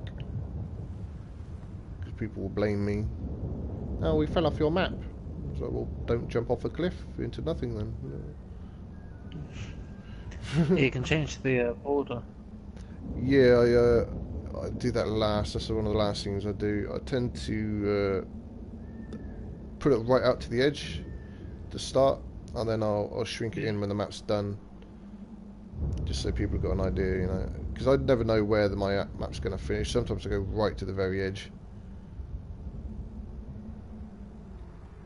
and you don't always want that. You don't want people going off the edge and getting stuck. It's another thing. So I try to make sure if they are able to fall off the cliff, which they shouldn't do, there's not going to be a hole that they get wedged in.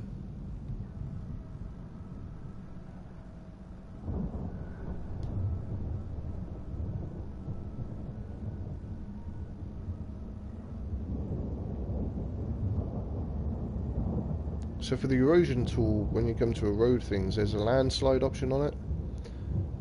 The landslide's a good thing to have if you're...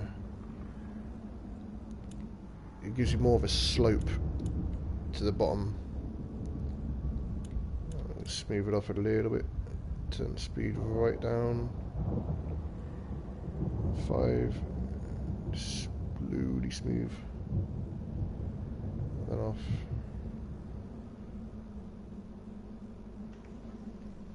Oh, also when you're doing smoothing and texturing, like with the noise tool, do it in sections. So you hold the R2 down, do a little bit until you get the piece that you want at the right height that you want, and then let go, and then start again, and then get another little section done, and then let go and start again. Because if you do mess up, you can undo, but if you undo and you've held that button down all that time to do a massive section of the map, it would undo the entire thing. So you don't want to undo things that you want to keep. So it's good to just kind of let go and press it again every now and then.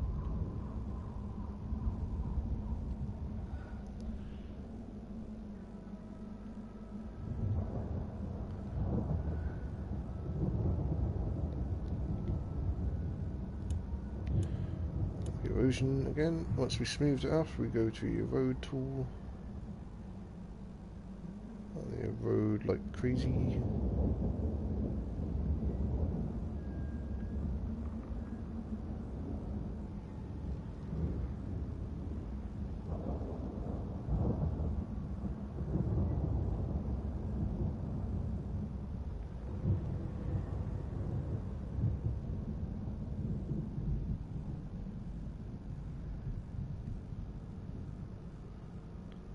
So what map are you working on at the moment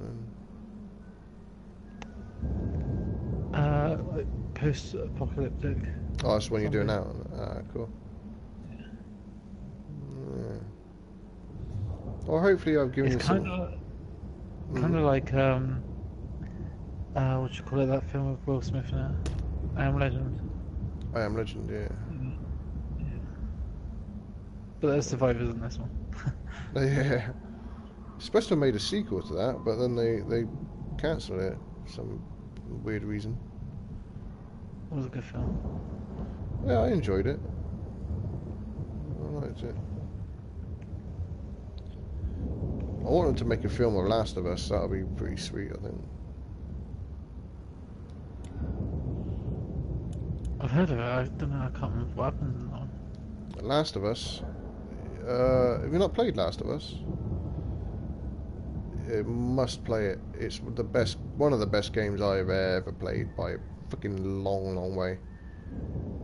Because it's so ingrained. Oh, The Last of Us. Yes, I have. The bloke and the girl. Yeah.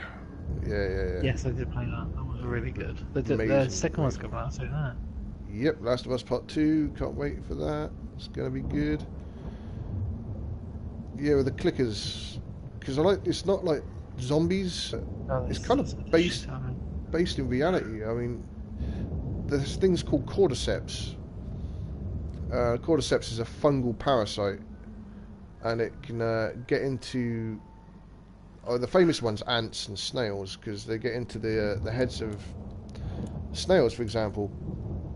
They'll get... It's a parasite that is found in bird droppings, and the snails eat the bird droppings, and the parasite works its way up to the snail's brain and takes over its brain chemistry and makes it do weird things, like come out during the day. It makes it go up high to sit on top of plants, and its eye stalks get infected with these weird wormy things, and they pulsate, and they...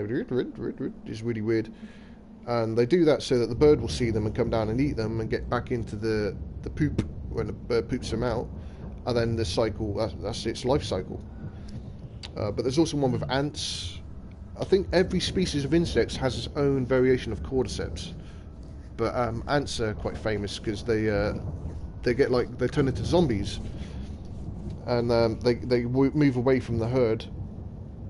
The nest, and they'll find a tree, a leaf, or they'll crawl at the leaf, and then they'll just sit there, and the cordyceps will slowly, because it's a fungus, slowly eat away its insides and turn it into a big pool of dusty fur, basically. And then this long stalk will burst out of this ant's head, and it'll grow longer and longer and longer, and it'll just be this long stick-like thing sticking out of the ant's head after it's died. And then that's where the spores, and it bursts out with all its spores out of that. And it's a real thing. They're cordyceps, they're called. And Last of Us was based on that. There was some weird... I can't remember what the storyline was, how they found them. I don't think they really did explain it. They found something in an animal that then transferred over to humans, and then the humans became infected with these weird cordyceps. And then that spread, and then the longer that you're infected, the worse the fungus becomes. So if you're infected for just being infected, you go crazy, and you're like, you're a runner. You're like, well, running after her. If you've been infected for a little while, then you go blind because the cordyceps are bursting out into your eyes, so you can't see anything. So they click to find their prey. So click, click, click, click, click, click. Right, they're clickers. And then they've got the bloaters, which have been infected for a very long time. They're just, bloated with these cordyceps, and they burst and spread spores all over the place. Does not sound very nice at all. It's not nice, man, but it's a brilliant game. It's a really good concept for a take on a zombie thing. I really like it.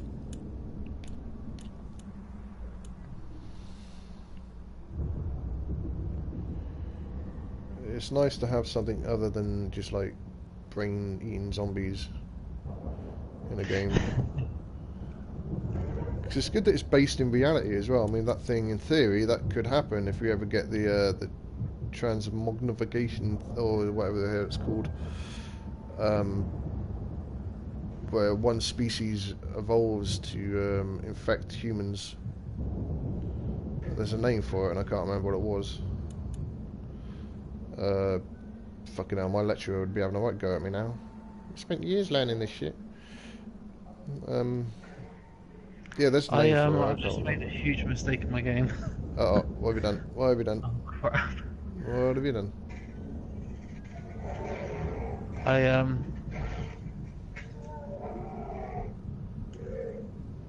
I put a bear and a jaguar on the same part.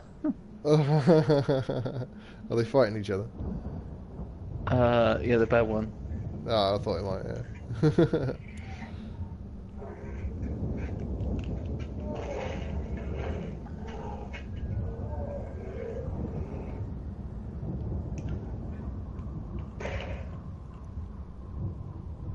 I killed the bear. Jeez, that was not so coming after me.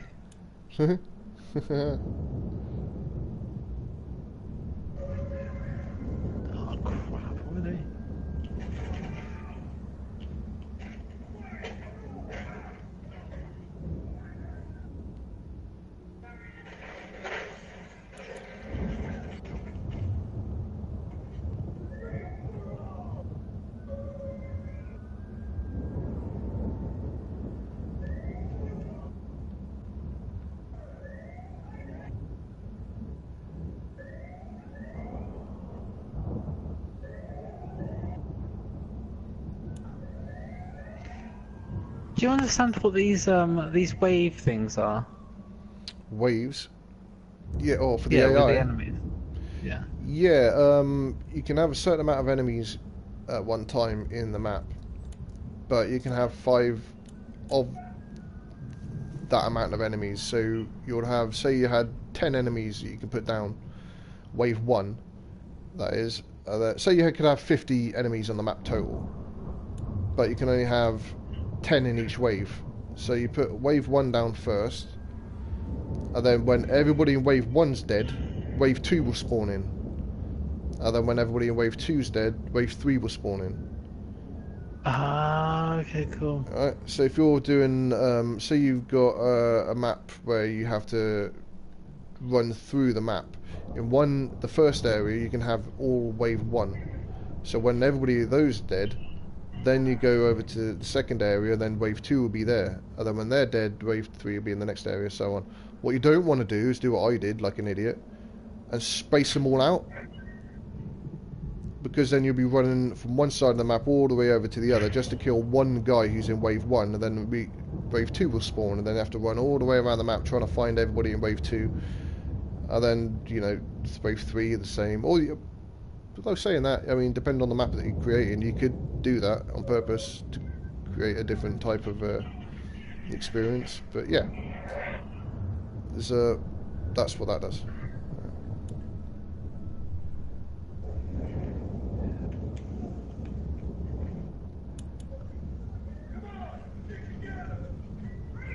Oh shit.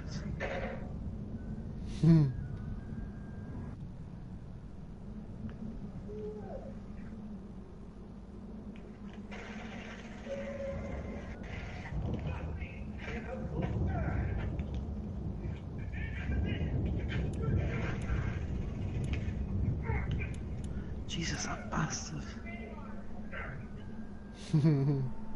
Having issues? Yep. I think I've made it too hard. People like a challenge.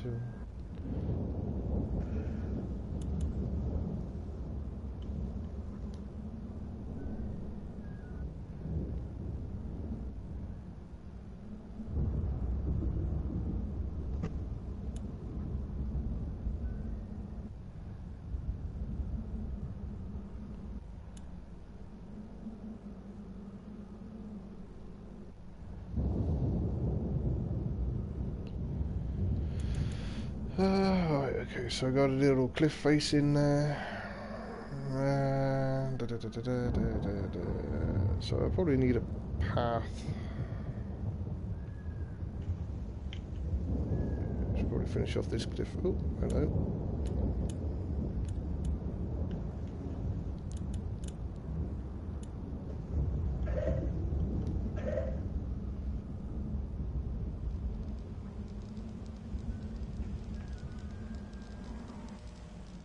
Right, I've had enough for one day. I'm gonna call it a night, I think. Okay, man. No worries. I'm gonna be on this for a little while yet, I think. Finishing off the power station area, and then I'll probably do another area over here with the whatever that it's gonna be. And that's my main areas. Then the rest of it is just filling in. Little bits here and there, and doing the detail. That's a lot of it. That's what takes the longest, isn't it? Detail. That's the reason I do all that last. It does take ages sometimes just to get everything in the way you want it. It's really fiddly some bits as well. I mean, I leave all the hard stuff till last, because once I've got everything in that I've got my main set pieces in, like the towns or the power plant or whatever I'm doing, the graveyard and that or not, and then I'll go in and tweak it all up, and then I might put like little cabins or little tombs in that I can go underground, and I'll kind of link up all the set pieces, the areas that way, and it gives you a bit more variety then, because you don't have to go down the road and follow the main like the main path. You can take little shortcuts, and people seem to like that sort of stuff as well. They like the fact that there's little secret areas that they can find, and that nobody knew about, that leads to little secret sniping areas that you can take people out from.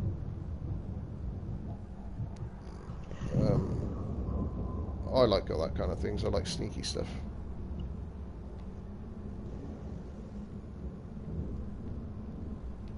But that does take a long time to do. I sent you pictures of what my map looks like so far. Cool. Alright, man. Yeah, I'll check that out in a bit. Yeah, it'd be nice to see. Oh, you sending it on Messenger or on PlayStation? Messenger. Okay, cool. Yeah, I can check that out.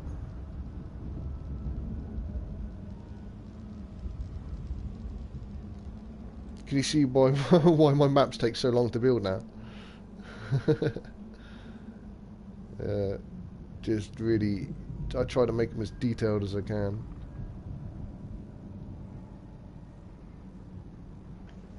Yeah, your one is huge. It does look really good.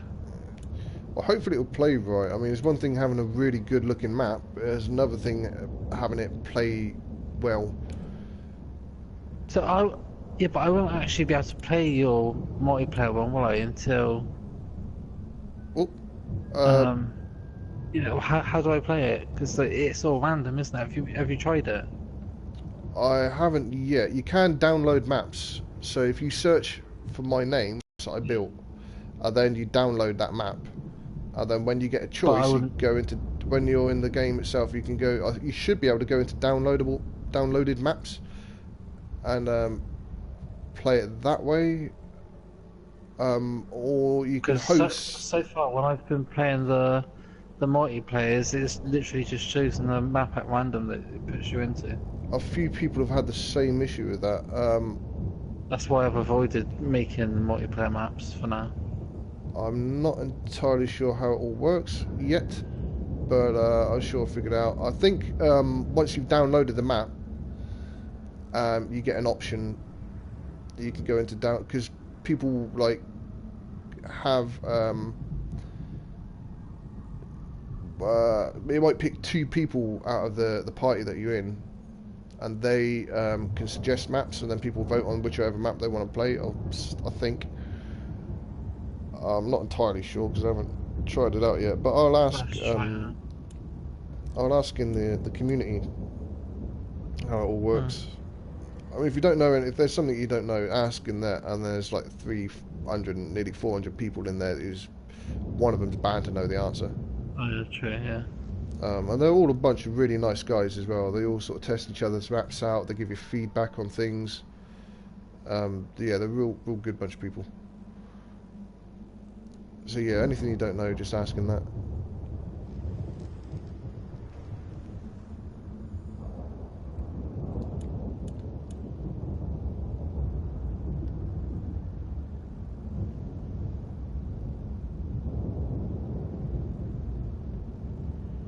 But yeah, I do need to try it more. I need to play more maps because some of them are really good. Some people's maps are, you know, they've done some really good work. Yeah. I haven't tried a lot of them. Mostly I played one solo one, I think it was. Oh, it was just so awful. People do. I mean, this person basically just put some AIs down, a couple of houses, a turret, and about 3 or 4 of those mortars, and that was literally it. There was no terrain. There was no. Paint, there was nothing. It was like, oh my god, really? There's a lot of that, unfortunately. Yeah, every time I'm trying out new maps, I come across maybe 100 of those fucking things. And then it's annoying, isn't it? Yeah. I know. But I mean, occasionally you come across a right gem of a map, some really good ones. That's why I like my map community editor, my map editor community, because they all of them are really good at what they do. There's a few new guys on there, obviously, like just trying stuff out for the first time, so they're getting like advice from the old guys that have been doing it a long time. Like me, I feel like an old fucking veteran at this. But then I do, and it's like, how do I do this? It's like, oh, I knew that like 10 years ago, right? You know. But they're always helpful. They'll always give you advice, and they'll help you out where they can, and you always get an answer relatively quickly. But yeah, they always do really, really good maps. So I keep an eye out for anybody who's putting some maps up. There's a few people, a guy called True Survival, who's in my friends list from way back in Far Cry 2. He loved my maps, and he was a map builder, so I was helping him out build some maps. And we just got chatting, and he was real friendly, so he... Can you actually build maps together, like with another person? Yes, you can.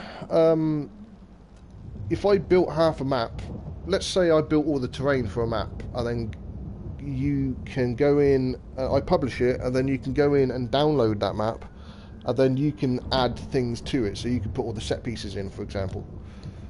Oh yeah, no, I mean like together at the same time.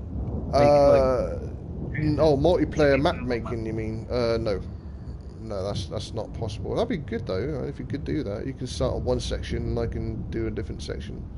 Yeah, that would be really good. Yeah, that would be nice. Yeah, I mean, you can do that one at a time, but yeah, as far as I know, yeah, that's the only way of doing it. The thing is, when you do that now, the map goes into its own special little area called the workshop. Because before you had the only way you could tell somebody's edited a map from somebody else is if you check the name, it will say creator Devildrive. But if you made the map initially and I added bits to it, it will say original creator Shadow Warrior. Right?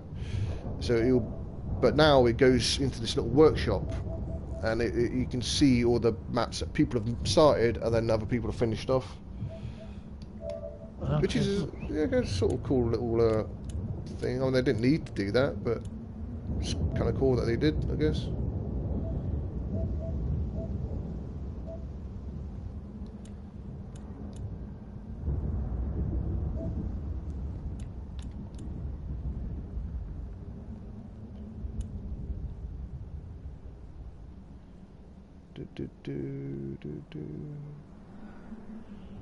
Oh, I'll put that Devildrive logo as my wallpaper now for my theme. iPad. That and my PlayStation theme, because I was getting bored of looking at Bloodborne, so I want something different. So I basically sent it to my brother-in-law. I then saved it and did it that way.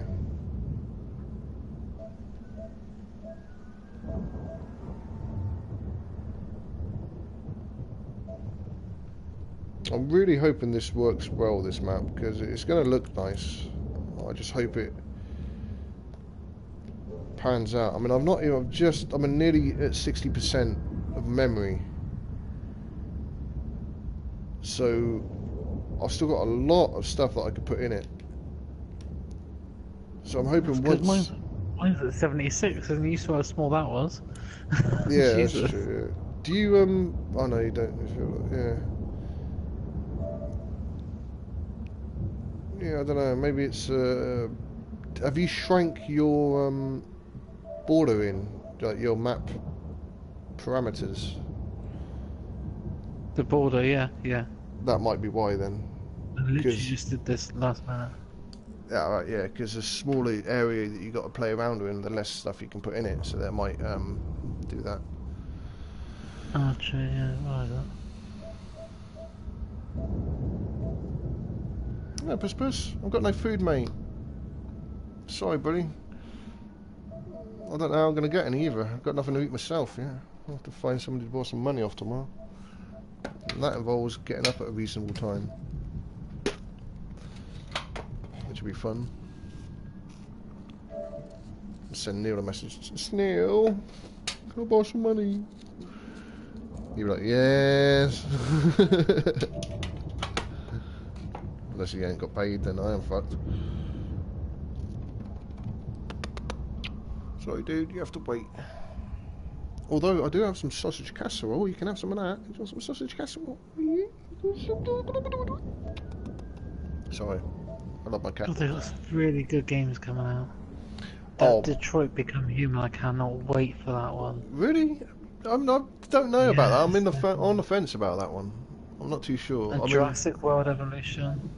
yeah, that looks quite good, but there's a few games I really, really want. Days Gone has been set back to next year now, which I'm real pissed about. I know, that's annoying. A But whole year as well. yeah, there's a few real good ones still coming out. God of War's the next one. That's coming out 20th of April. So I need to get God of War. Last of Us Part 2, Red Dead Redemption, Metro. Metro is a real good game, and they've redone it, so that's going to be good. There's so many really, really good AAA titles coming out this year, and hopefully it will stay this year and they won't put it back. Cat, I'm trying to make a rollie. Get your fucking tail out of my face. Well, I'm gonna head off now, okay? Alright, man. No worries. Nice talking to you. Hope Cool. And you? I helped with the hints and tips of the map editing. Oh, definitely. And the great little tour as well of yours. Oh yeah, cool. I'm glad you like it. It should be good when it's finished, hopefully, which will be a while. Yeah. But yeah, can't rush perfection. Definitely not. Yeah. Alright, cool. I'll take care then. Cool. Alright, man. Yeah, and you. I'll see you later. Take care. Bye-bye. Bye. Bye.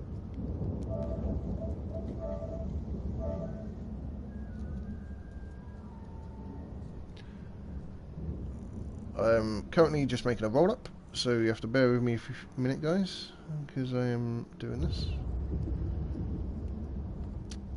I think what I might do is I might finish off this area here, and then swap to Twitch for a little bit, because I need to try and get my Twitch profile up a little bit, so I might do that, and then we'll do this section over here on Twitch.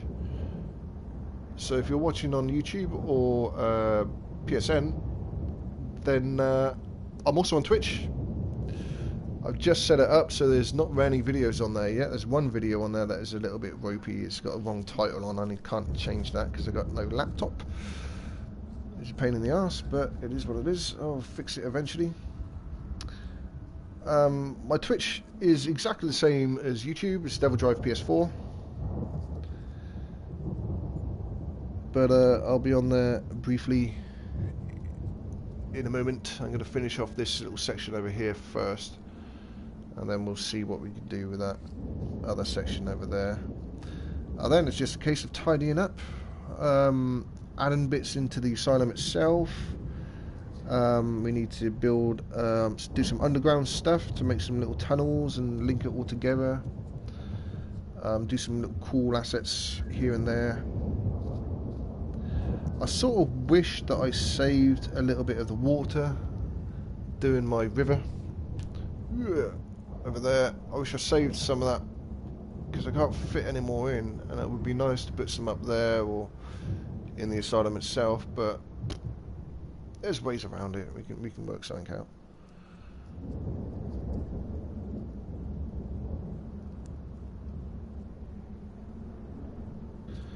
I do need a Wii also, so I'm gonna finish making them all rolling. Would have been quicker, but the cat was sat on me half the time. Alright, so I'm gonna go to little boy's room. I shall BRB.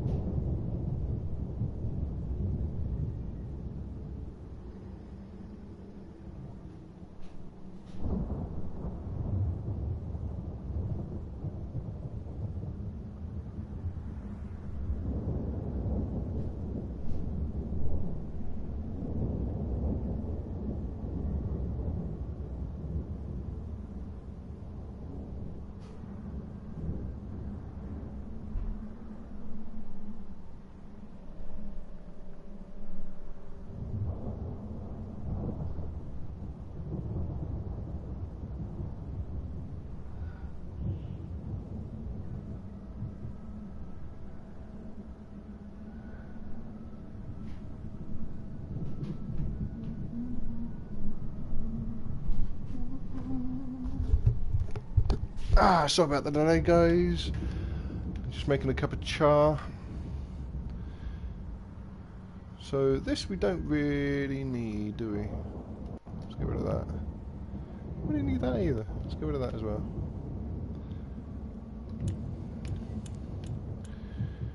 Bump. Boom, boom, boom, boom, boom. Oops.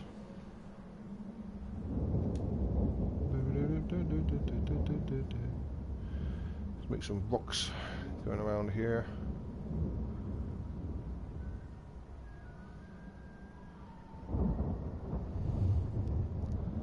One thing I do have to do is environment, like day cycle. I can't see a damn thing. That hasn't actually helped, that's made it worse if anything.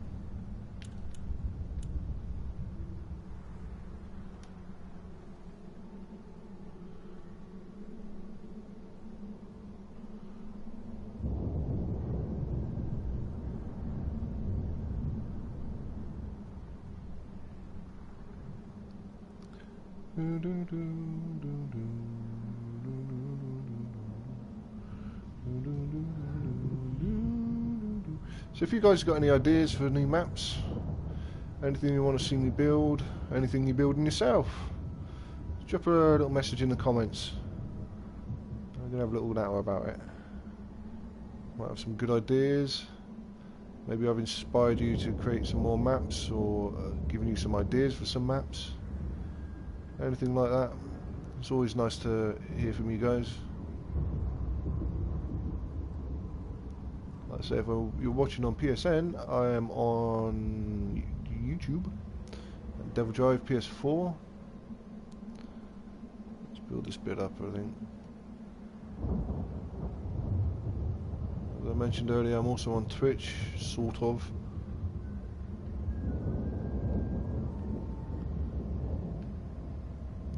Devildrive PS4 on there as well.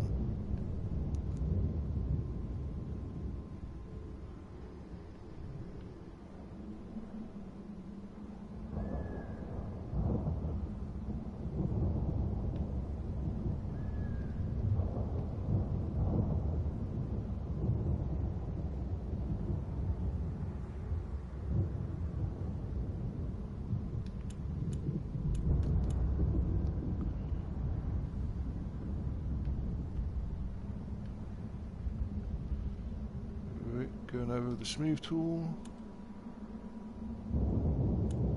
That's the erosion. And the noise first, that would help, wouldn't it?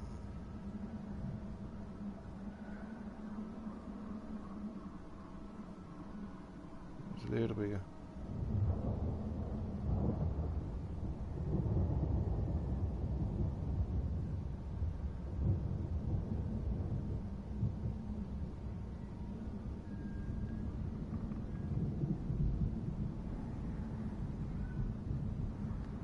A little smaller.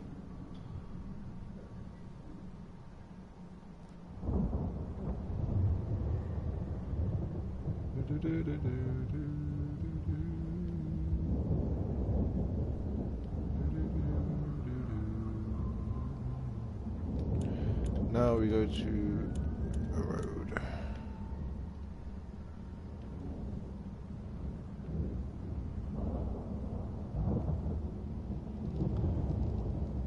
Make it look like a cliff. There you go, I think that'll do. Go to paint.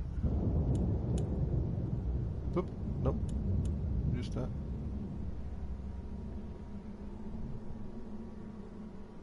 Just gonna go lightly cover this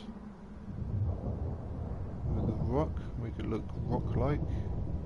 It's quite low to the ground, so we want a fair bit of moss showing on this one.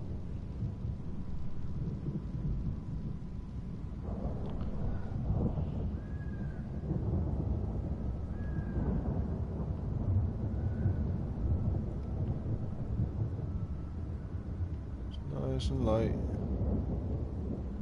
not going mental. The other side.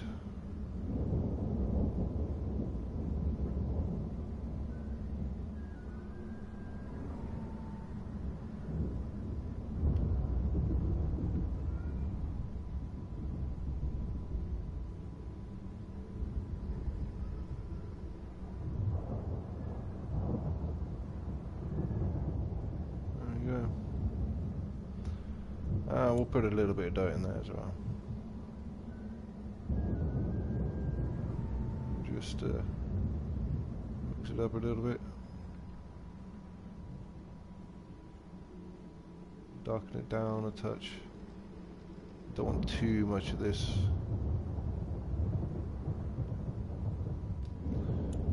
Do these cliffs at the back here because we haven't painted those properly yet.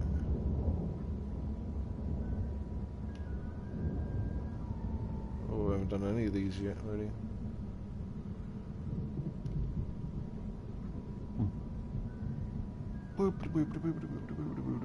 These don't have to be perfect because nobody's going to see these. In fact, you know, screw it.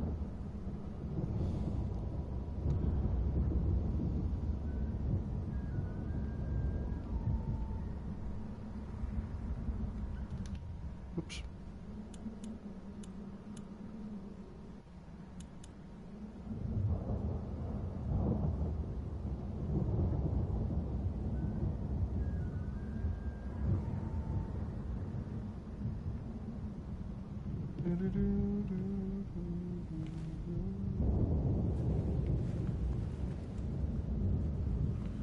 Let's make sure we got our path set.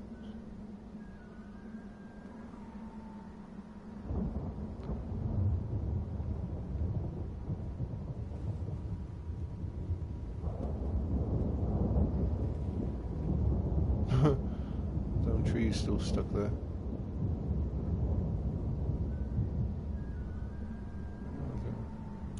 Do a little bit of dirt over that as well. Just break down the brightness a little bit. Whoop.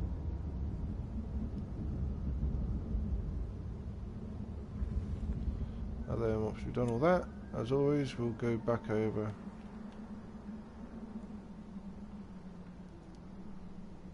with the rock. Just slightly. Whoops. If I can see what we've done there. Yeah.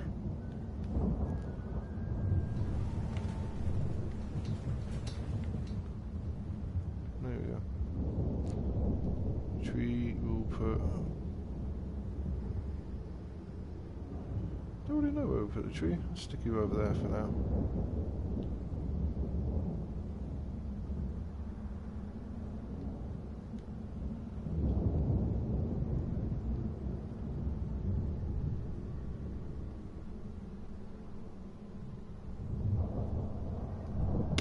Bane in the Rain is online.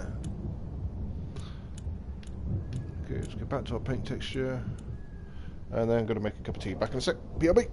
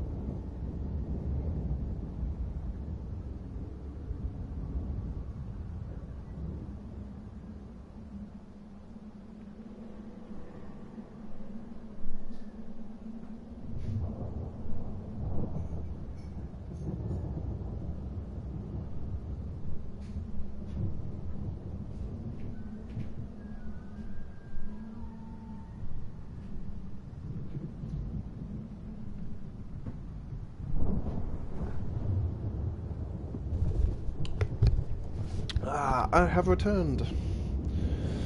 Sorry about that. Needs a cup of tea.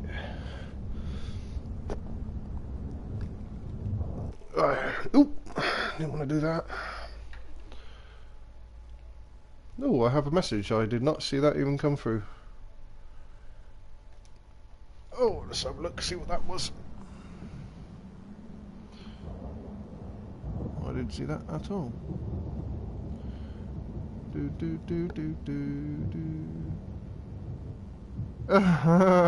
Let's feed your cat or else.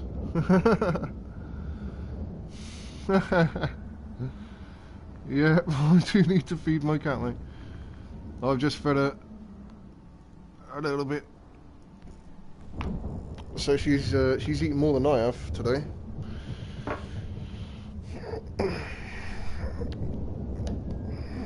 Right. So let's. Okay, so we don't just want.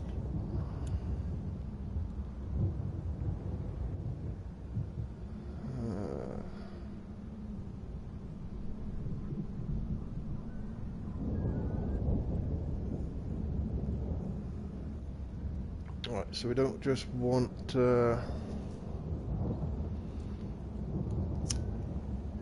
grass up here, so we want a path that leading up somewhere. So this, let's do a dirt road. Oh,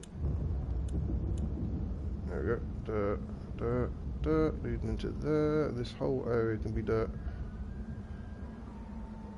I'll mix in a few other colours in a minute.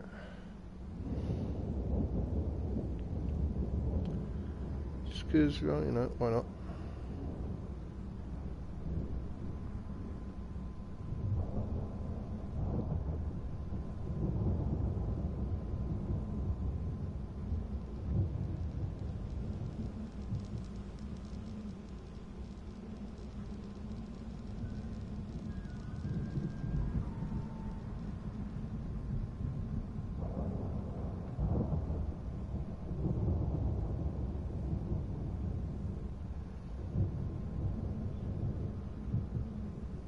There you go. Don't want it too perfect.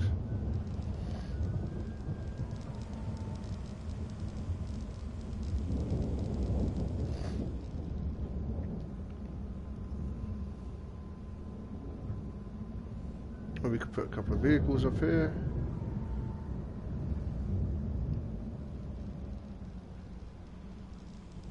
This whole area is too flat for my liking, so I'm going to give it a little bit of a bump at some point. Let's carry this path on. Shrink us down a little bit.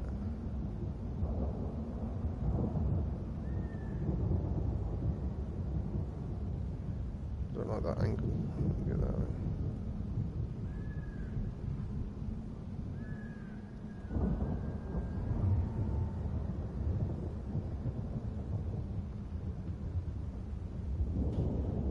Kind of a rough idea where I'm going to go with this.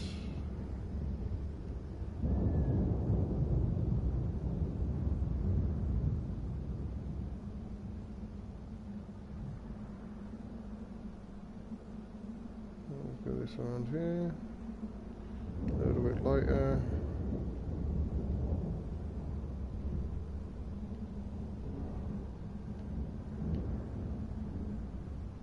Okay, this is going to be more worn out because it's the main route in, as is this.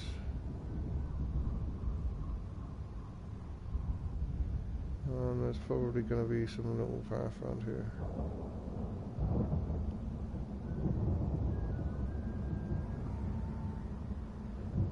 Light little circles that one in there like that.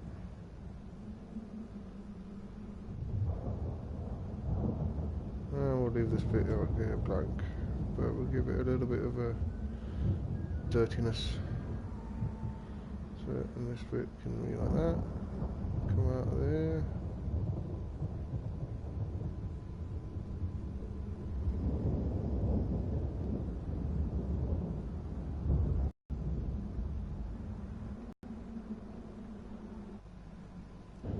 Here's our rough path. This is going to be less well travelled, so we don't want that too dark, but we don't want it.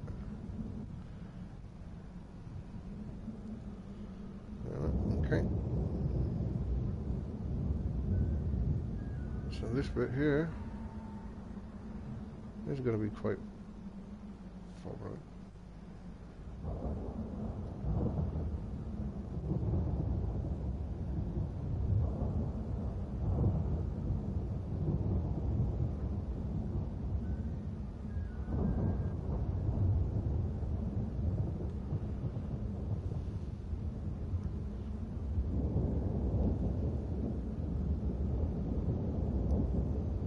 Okay. Now we just dirty up this little area, just enough so there's not green bits everywhere.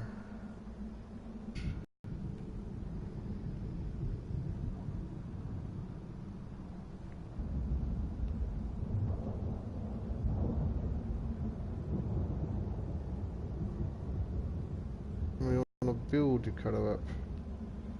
Build on your texture. So then we go for a little bit of rock, I think. Oop, that comes out real quick, so let's turn that down. There's rock.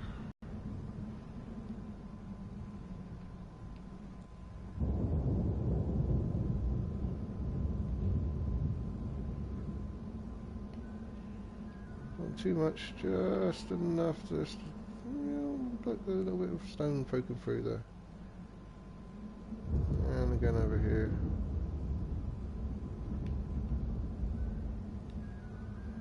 And we'll kind of mix that in with the dirt.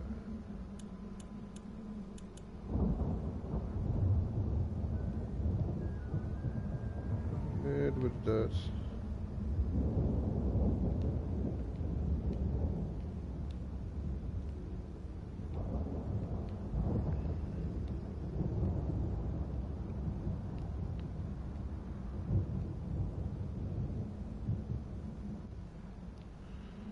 Like that.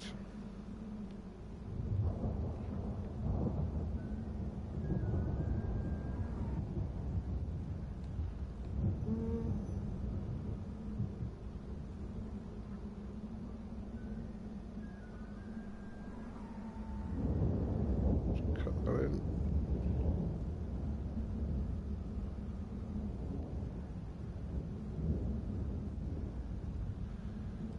Okay. So there's our sort of painted thing. The only thing I'm going to do now is go over this dirt track with stone, the rock again. And most of this you won't see when the road's on. There will be road. Oh, let's take that off. Still a little bit too fast. Just wanna little highlights. Just a little bit here, a little bit there.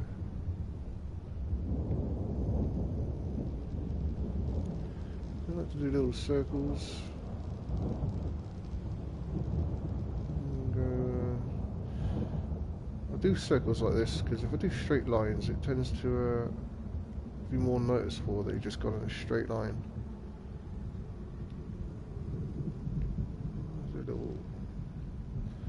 There you go. Now we've just got little bits of rock poking through. And the same with this path here. Although this is more of a straight line, not much I could do about that, but I'll kind of zigzag around a little bit.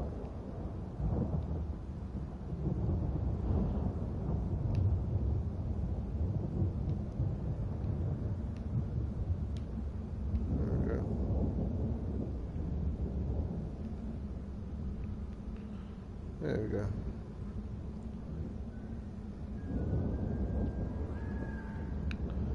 So now what I want to do is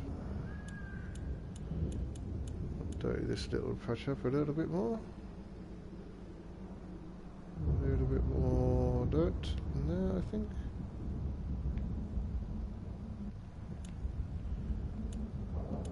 Okay, so that's basically our finished-ish patch. So this bit, I'm not too sure what I'm going to do with this bit yet. I might turn that into a kind of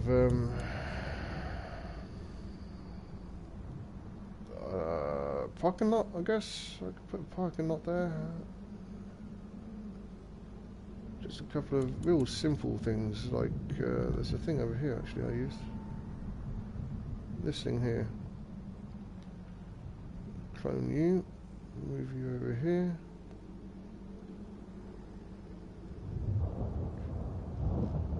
There we go, just use a couple of these.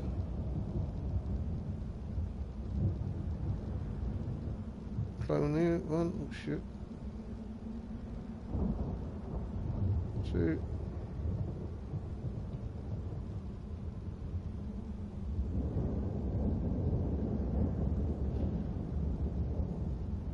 Try and keep them kind of equal distance apart.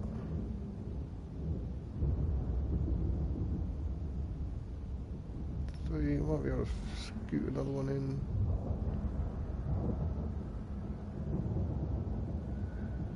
Four.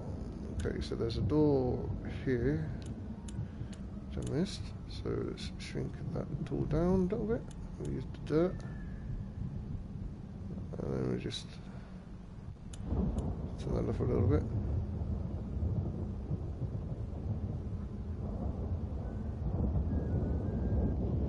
Turn that off a lot, in fact.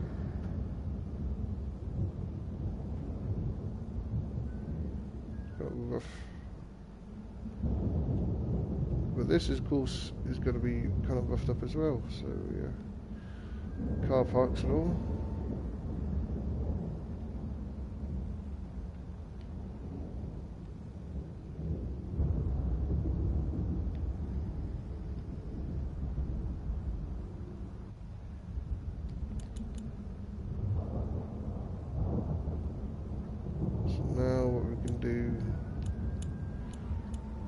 Gonna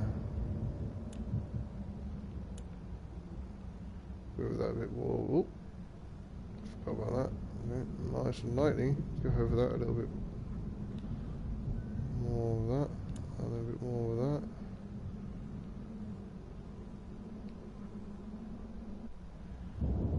And the rock.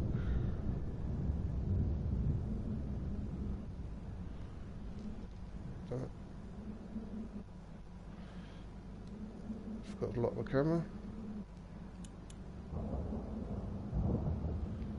And just fill that in a little bit with the grass again. And the dirt, because I've taken a lot of that dirt off. There we go. Like a car park kind of thing. Then we can get cars, vehicles. Clone you. I think we've still got enough left for a couple of vehicles.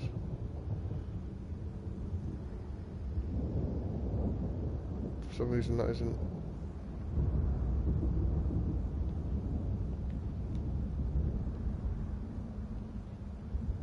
Okay, that's not right at all.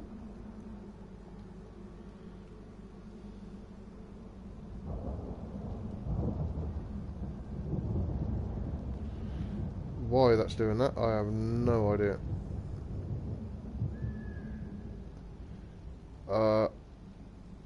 Don't know. So we'll do it manually then, shall we? We'll stick a car in. And this is a little bit pissed as well.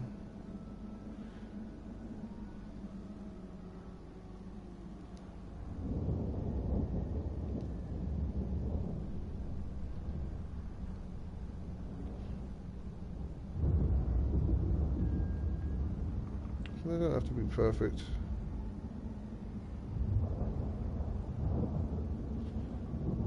I like them kind of in line with each other.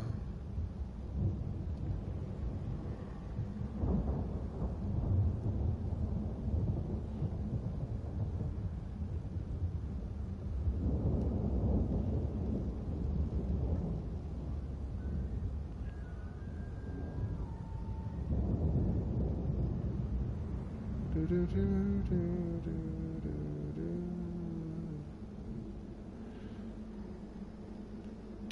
thing I tend to do is use different types of vehicles. I don't like using the same kind of vehicle. I mean, I use the same kind, like a Jeep with four, you know, like, but I use a different colour. Unless I'm doing something with teams, like blue team, red team, I'll have like specific coloured vehicles for that. I've got the hiccups all of a sudden. Okay, so there's a fence here. This isn't an actual door, so what I'm going to do is I'm just going to go. There we go. Just accent that a little bit. Well, there is a fence here, so I could use that little path. Oh, that's not a door here. Okay, so again, just a little accent. Oh, there's an exit there. There's another path here.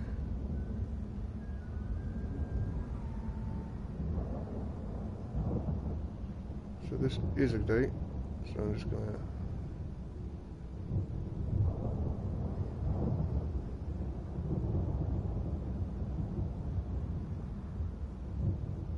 do that, like that.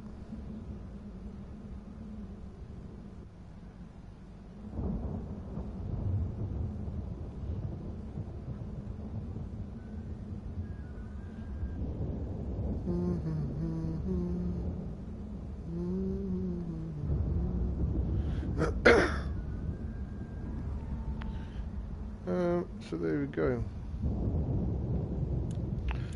I don't know what that is, but that is now going to be a rock.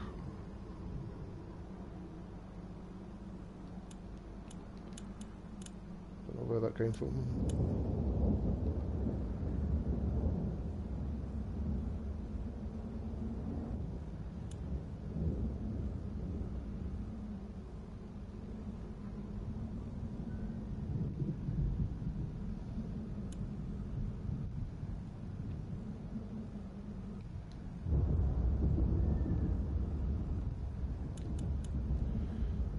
There you go, one rock.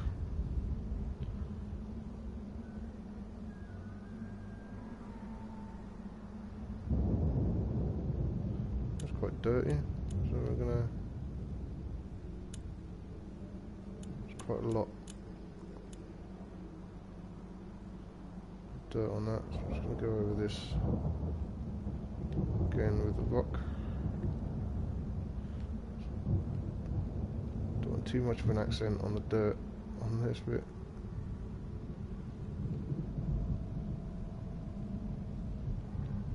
I'll just take this down a little bit. There you go. I'll put a bit of moss on there as well. A bit of moss on there as well.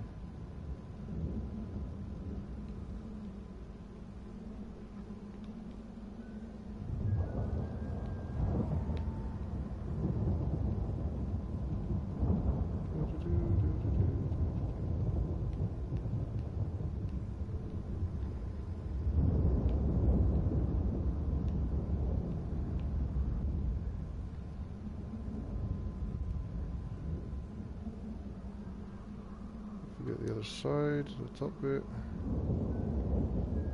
Bring that down a little bit.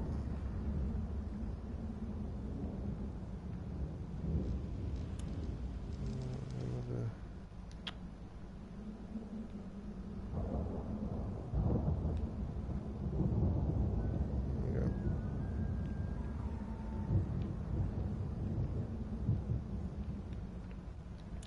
go. Not standing out too much.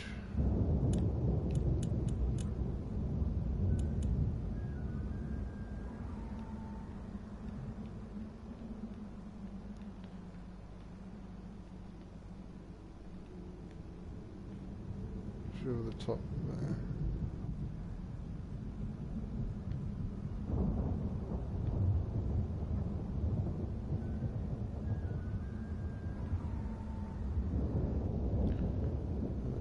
as well. All that, some dirt around the edge there.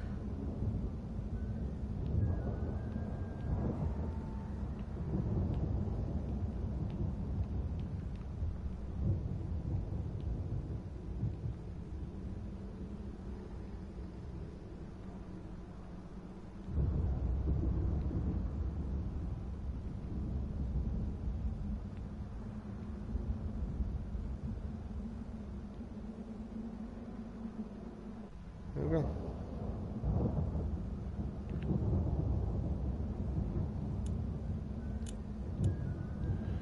And then we just kind of whitewash nice and gently with the rock.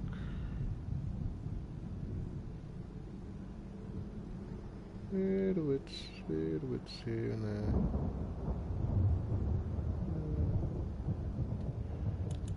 there. Yeah. Relatively realistic looking rocks.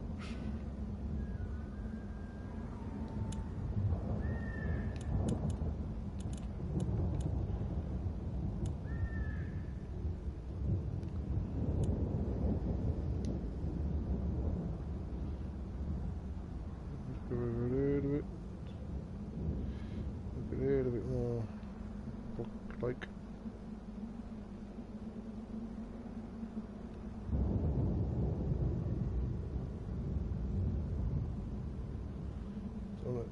Too jaggedy. Want people to be able to see off of this, but we do want some rock, big rock bits.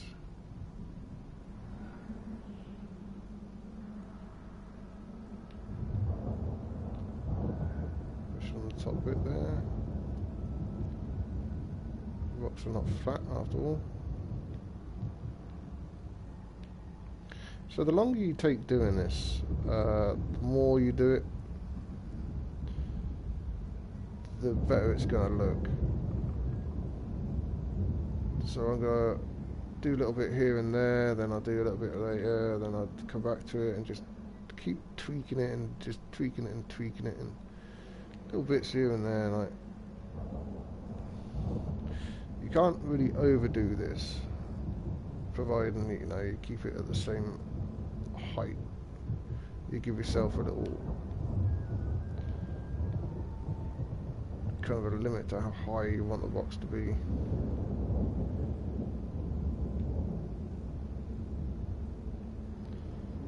And there we go.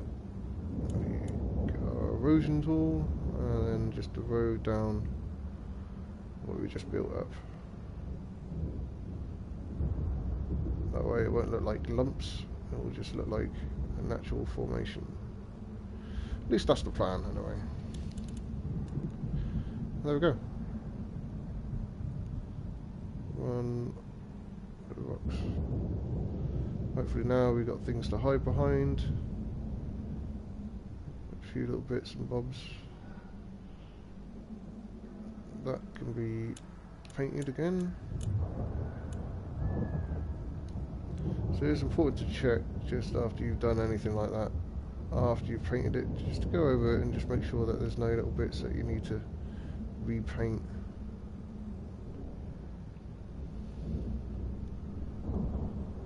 So there's always going to be something.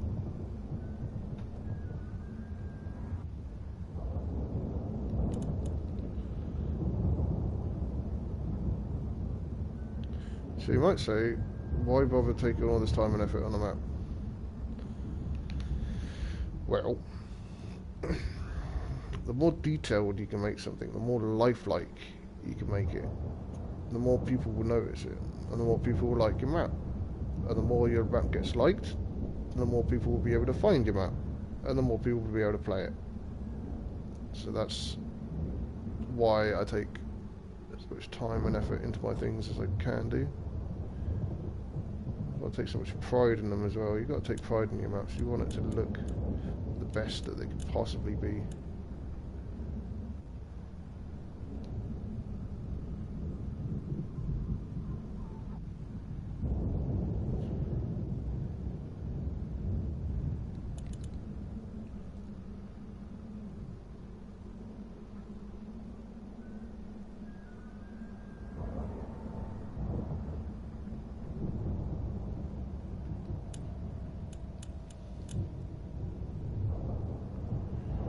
lighten that up a little bit. Darken this bit down.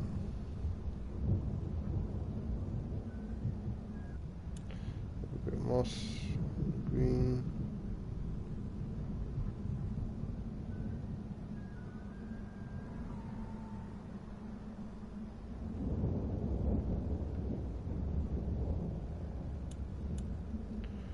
And again, the rock should be the final coat you put on. So you coloured your rock in, so you know which is rock and which is not. And then you muddy it up, you put your moss on, and then go over it again with the rock, just nice and lightly. Just to give yourself a little bit, you know, make sure that nothing's actually more predominant than it should be.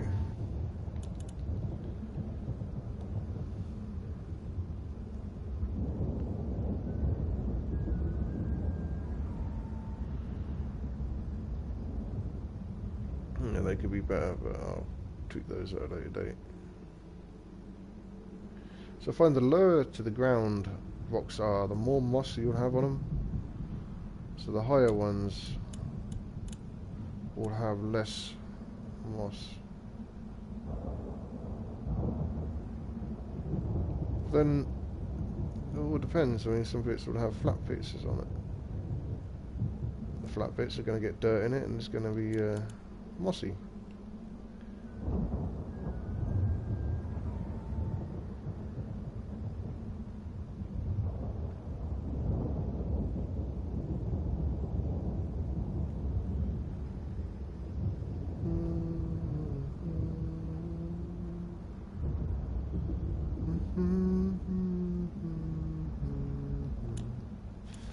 So now what I'm going to do, I'm going to use the bump tool, a very, very low setting on it. I'll get my camera right down, lock the camera. I'm just going to sink that path in a little bit. Be very careful when you're doing this.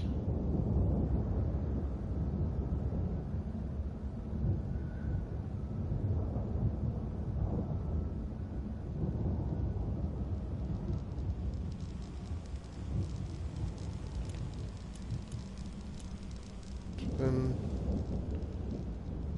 you've got slightly sunken in bit.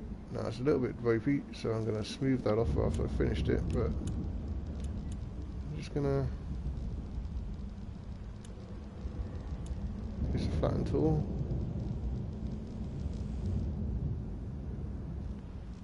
I'm going to set this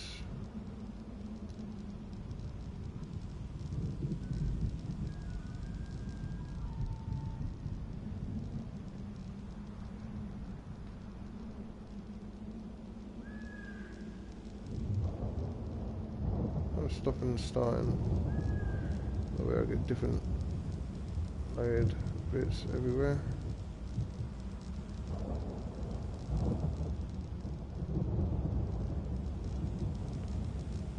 And then once that's done, you go over the smooth tool, and you should smooth off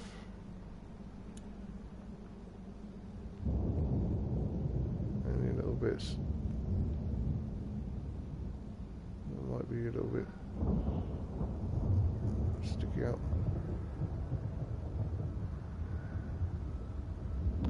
Doing this just gives you a little bit of extra texture to the floor, the flat areas, because nothing's completely flat. You want a few little bumps and lumps. Just going around, just gently, especially this path down here. So yeah, that's sort of sunken in a little bit there.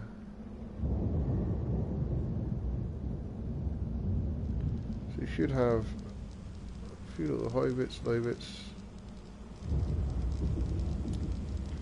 Of course, if you ever do that, always make sure afterwards you set to height. What was it supposed to happen?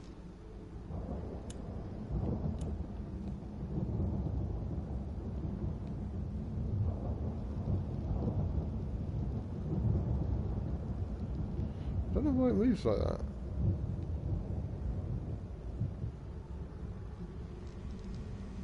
Check it manually on here. It looks like that. Pick it up.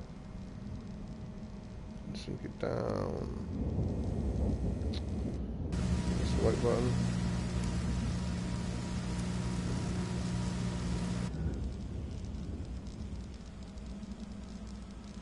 Oh, this is annoying.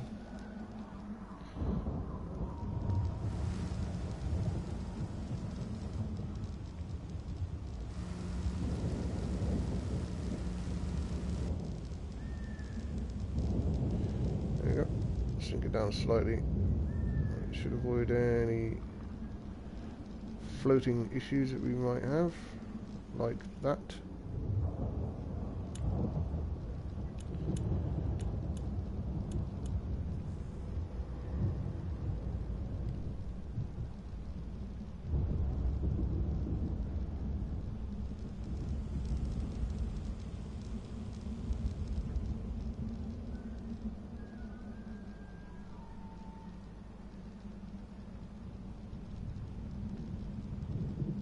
Oh, that's an actual...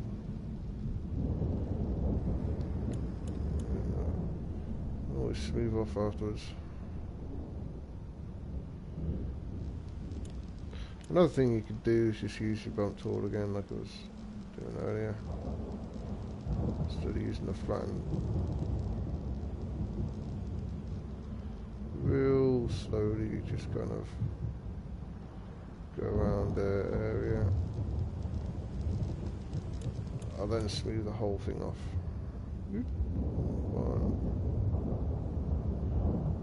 You've got a low, relatively low smooth rate, so it should only do little bits at a time. There you go. So now you should have, yeah, uneven ground. You can just about see it, but that's what you want. You could also use the noise tool, turn the radius up and the hardness and distortion and all that stuff right down. You could always use that as well.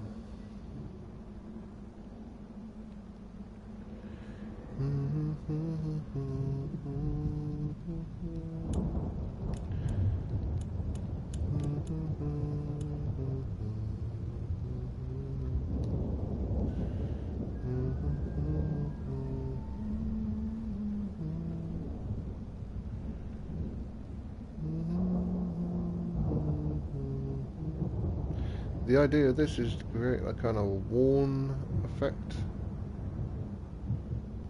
like the past being worn down over time.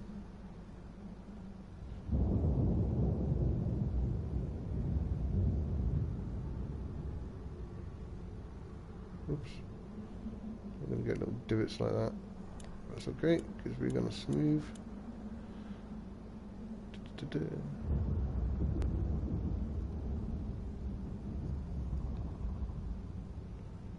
I think I may have just smoothed off a few rocks I didn't want to.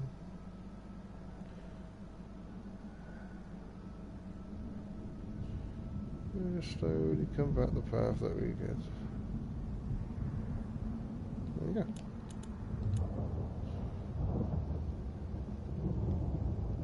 It's subtle, but it's uneven, and that's good enough.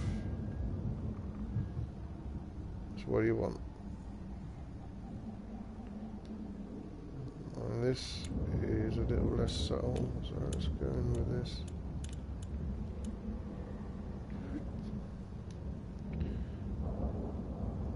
Shrink this as low down as we can go, so we'll just nice and slowly.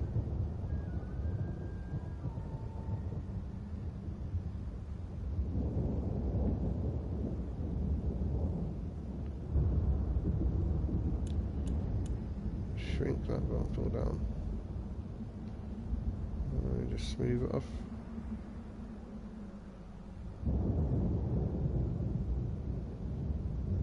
There we go. Should be slight bumps, and there you go.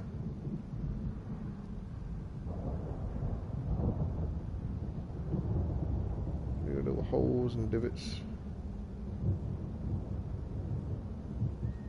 So that's a little uneven. So now to finish this off, there's a bit of painted wall there I don't like, so I'm going to change that.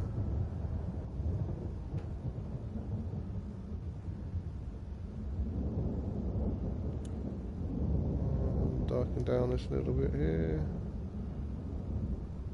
Oops, that's too dark. Let's give that a little bit of moss. And then back with the rock.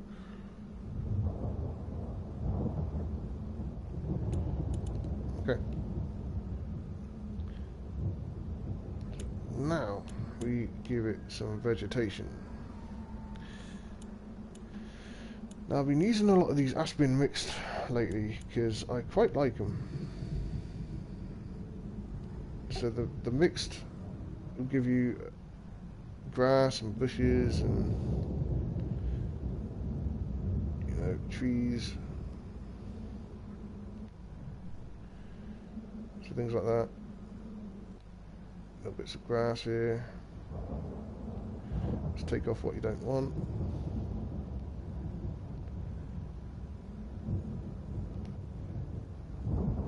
Gets on the path, just hack it out.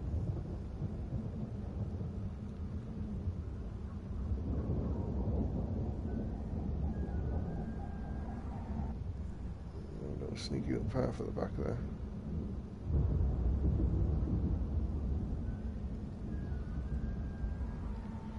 Shoot down a little bit.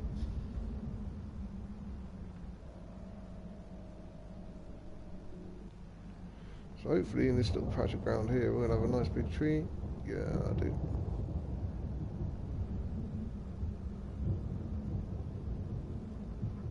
Oh, there's a big tree. I do nicely.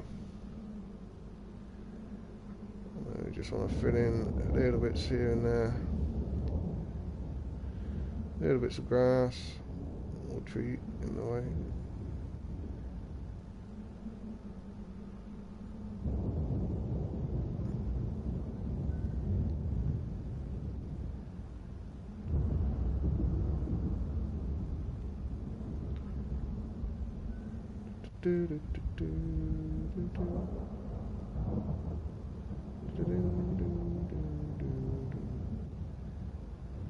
I was hoping to get a nice big tree at the back here, but I guess not.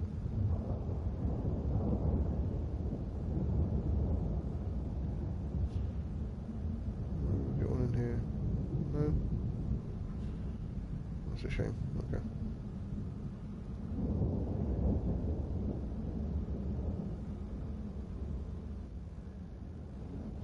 Alright.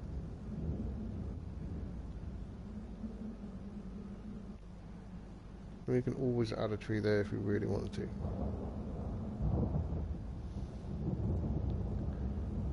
So I'm going to just tree, another tree, a little bit around the back here, trees. I don't want to go too crazy on this bit. I want to be able to see the moment. Shrink that down a little bit. So that's on the path, don't want that, and don't want that on the path, or that one.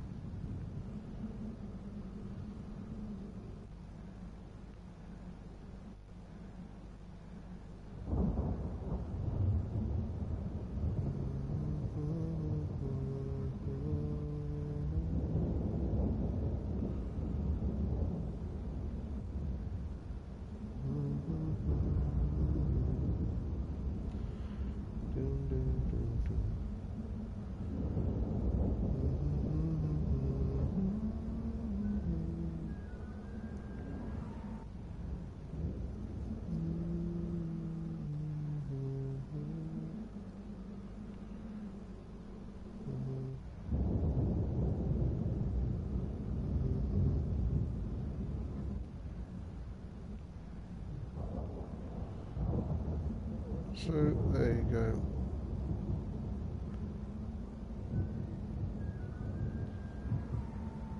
There's our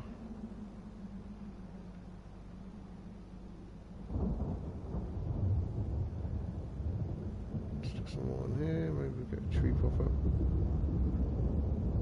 Nope, no, we are. Oh, there you go. There, stay.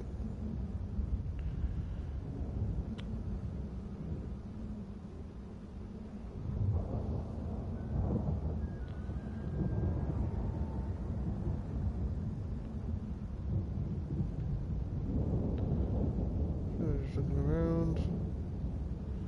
Make sure you get some grass down.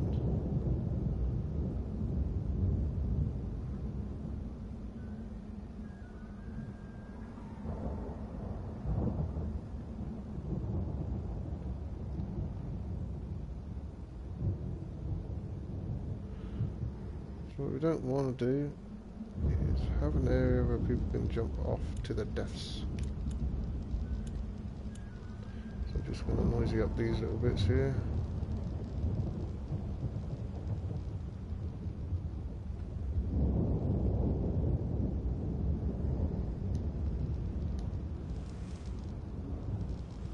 Well, they probably could get over here, but I don't want them to. To look like they can. So it looks like they're not supposed to get over there.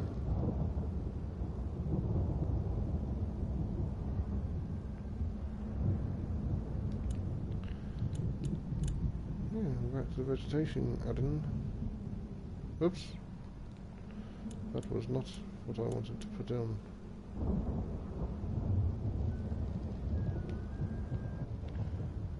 Let's get some bigger radius.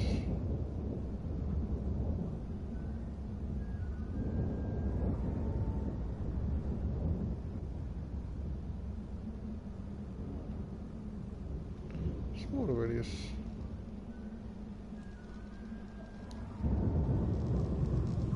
Put a little bit of stuff inside here.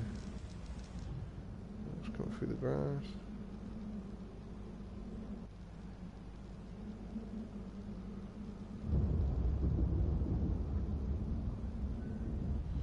That's a mighty big tree. I think we got away with that. I think that can stay there. Yeah, it can stay, it's fine.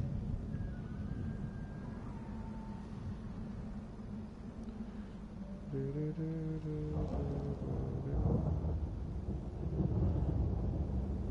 might put another little path in there somewhere.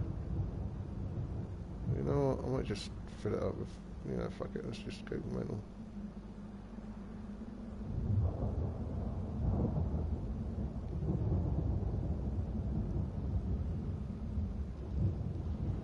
A little bit of a woodland kind of thing going on. What I'll do in a minute, I'll go back over this.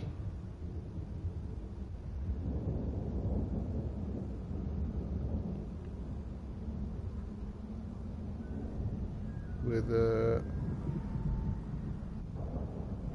some dirt. I'll make it all dirty all up a bit. Which I'll do right now. Okay, so just lock my camera. So you don't want it completely grass, you want it kind of, whoop, well, that's okay. Dirty, dirty.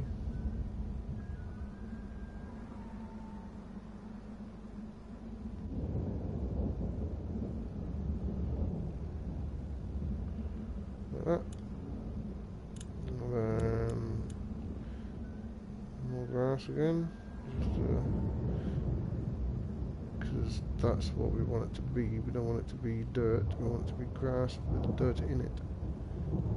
So a little bit's here, a little bit's there. A little bit more dirt, I think. Nice and lightly. Dot around the place.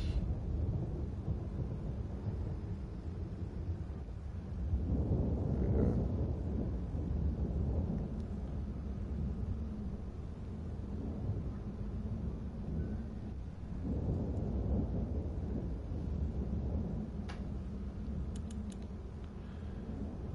So there we go. Now we got a little. So what I want to do now is just go with a little bit of noise. I should have done this before I put that in though, but right, so I want to turn the speed right down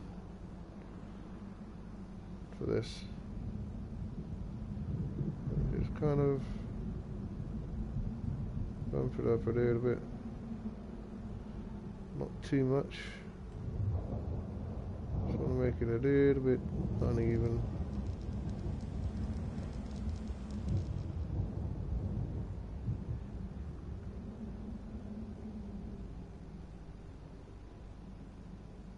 Right, so that, see how that looks. Yeah, that's better. So it's not completely flat. It's not completely uneven. Paint up this a little bit.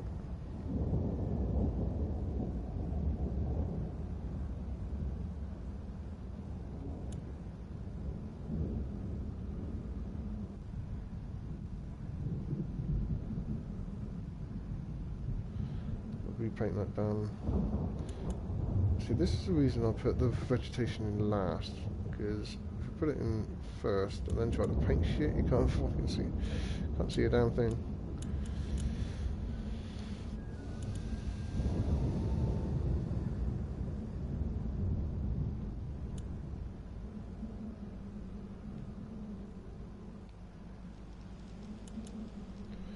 I just painted up that cliff. I need to get rid of that again.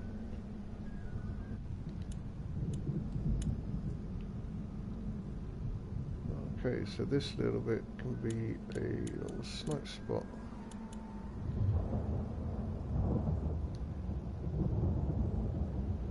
So we're going to go in with the dirt first. And then we're going to go in with a little bit of grass.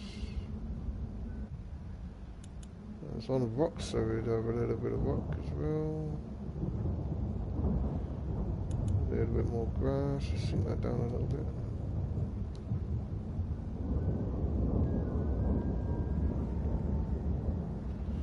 I'll put some trees and things in here, so I want it quite grass-like.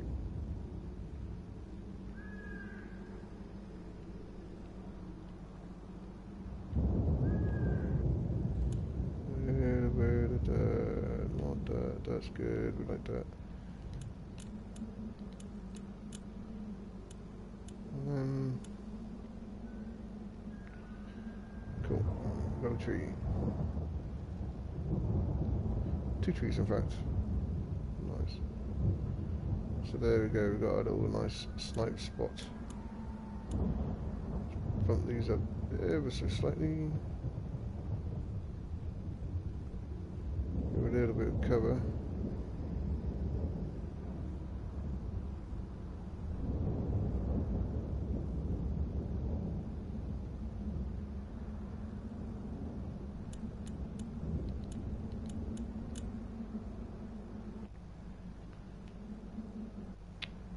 Damn it. That was not what I meant to do, but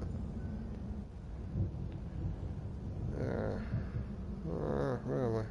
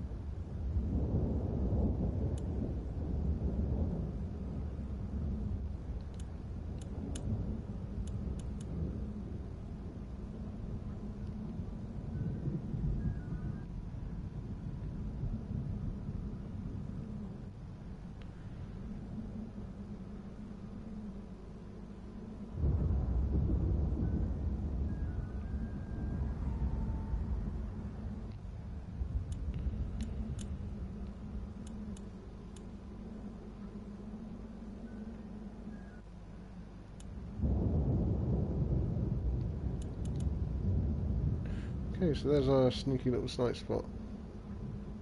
Ta-da! There we go.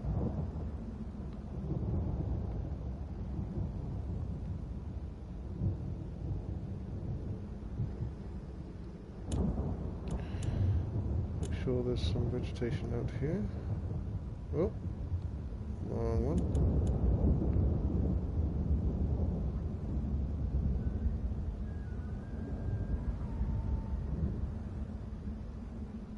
I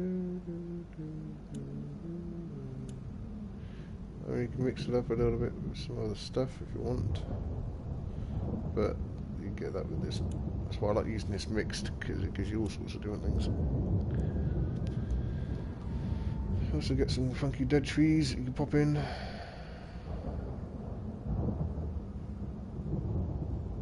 If you can find a spot for them.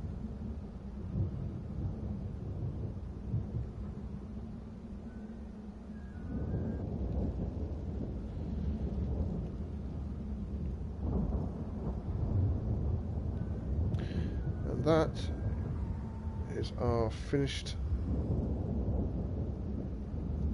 product.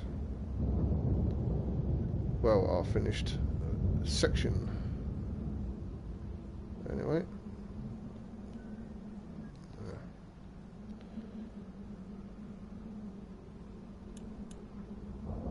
Dead black spruce.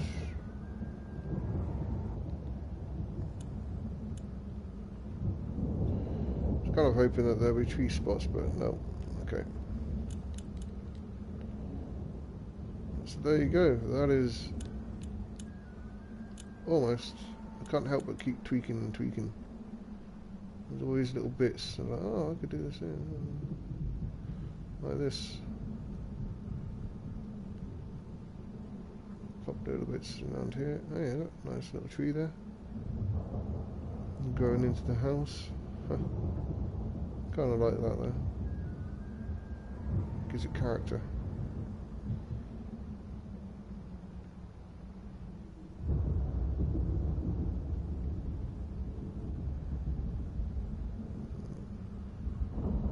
Checking all the time that my textures are okay, because I don't want to run out of space. Should be though, I've got plenty to do.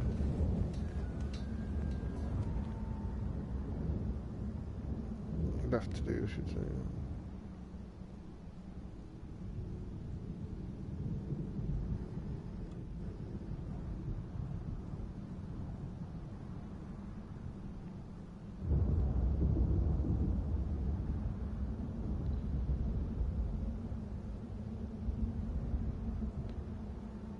I think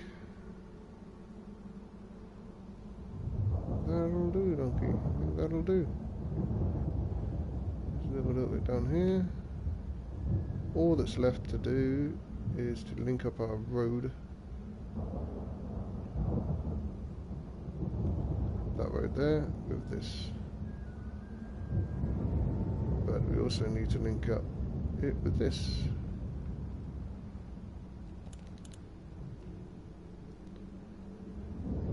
So there you go.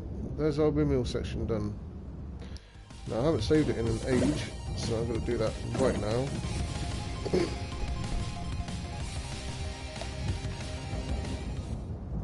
We've saved it. Check validation.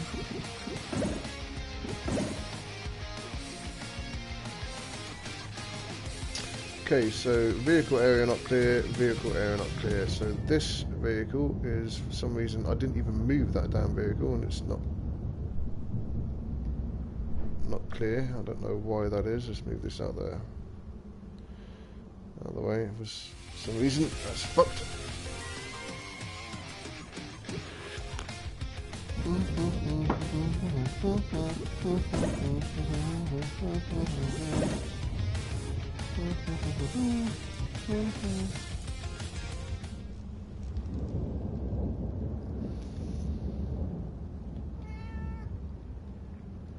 Why that's doing that, I have no idea.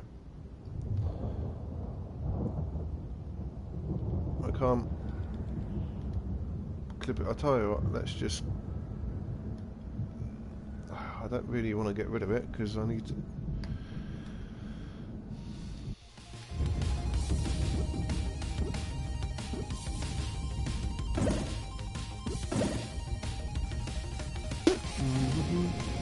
How you doing, Pispus? There you are, mate.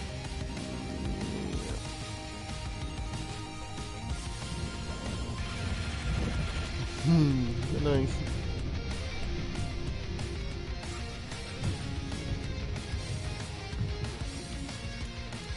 Okay, so this is starting to annoy me now, so we're just gonna fuck them off. This one over here, I didn't even touch that one, and for some reason it's not working. So we'll get rid of those, we'll add those at a later date when I'm not annoyed with it.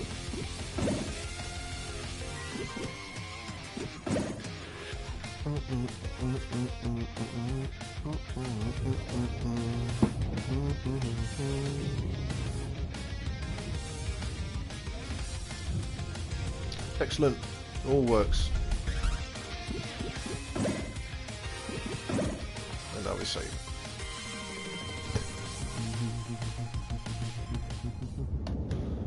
Cool. So there's our little windmill section. Completely its own little power plant. You know, windmill's out of date, so they built a power plant there. Fuck it, why not?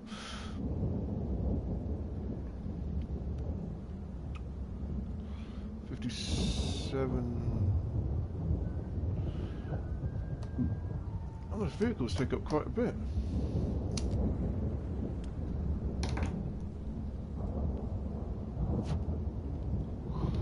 Okay, guys. Well, I'm gonna call it there, and then I'm gonna jump over to Twitch and do a little bit on there. So if you are watching, you can join us on Twitch. It'll be Devildrive PS4, same as it is on YouTube.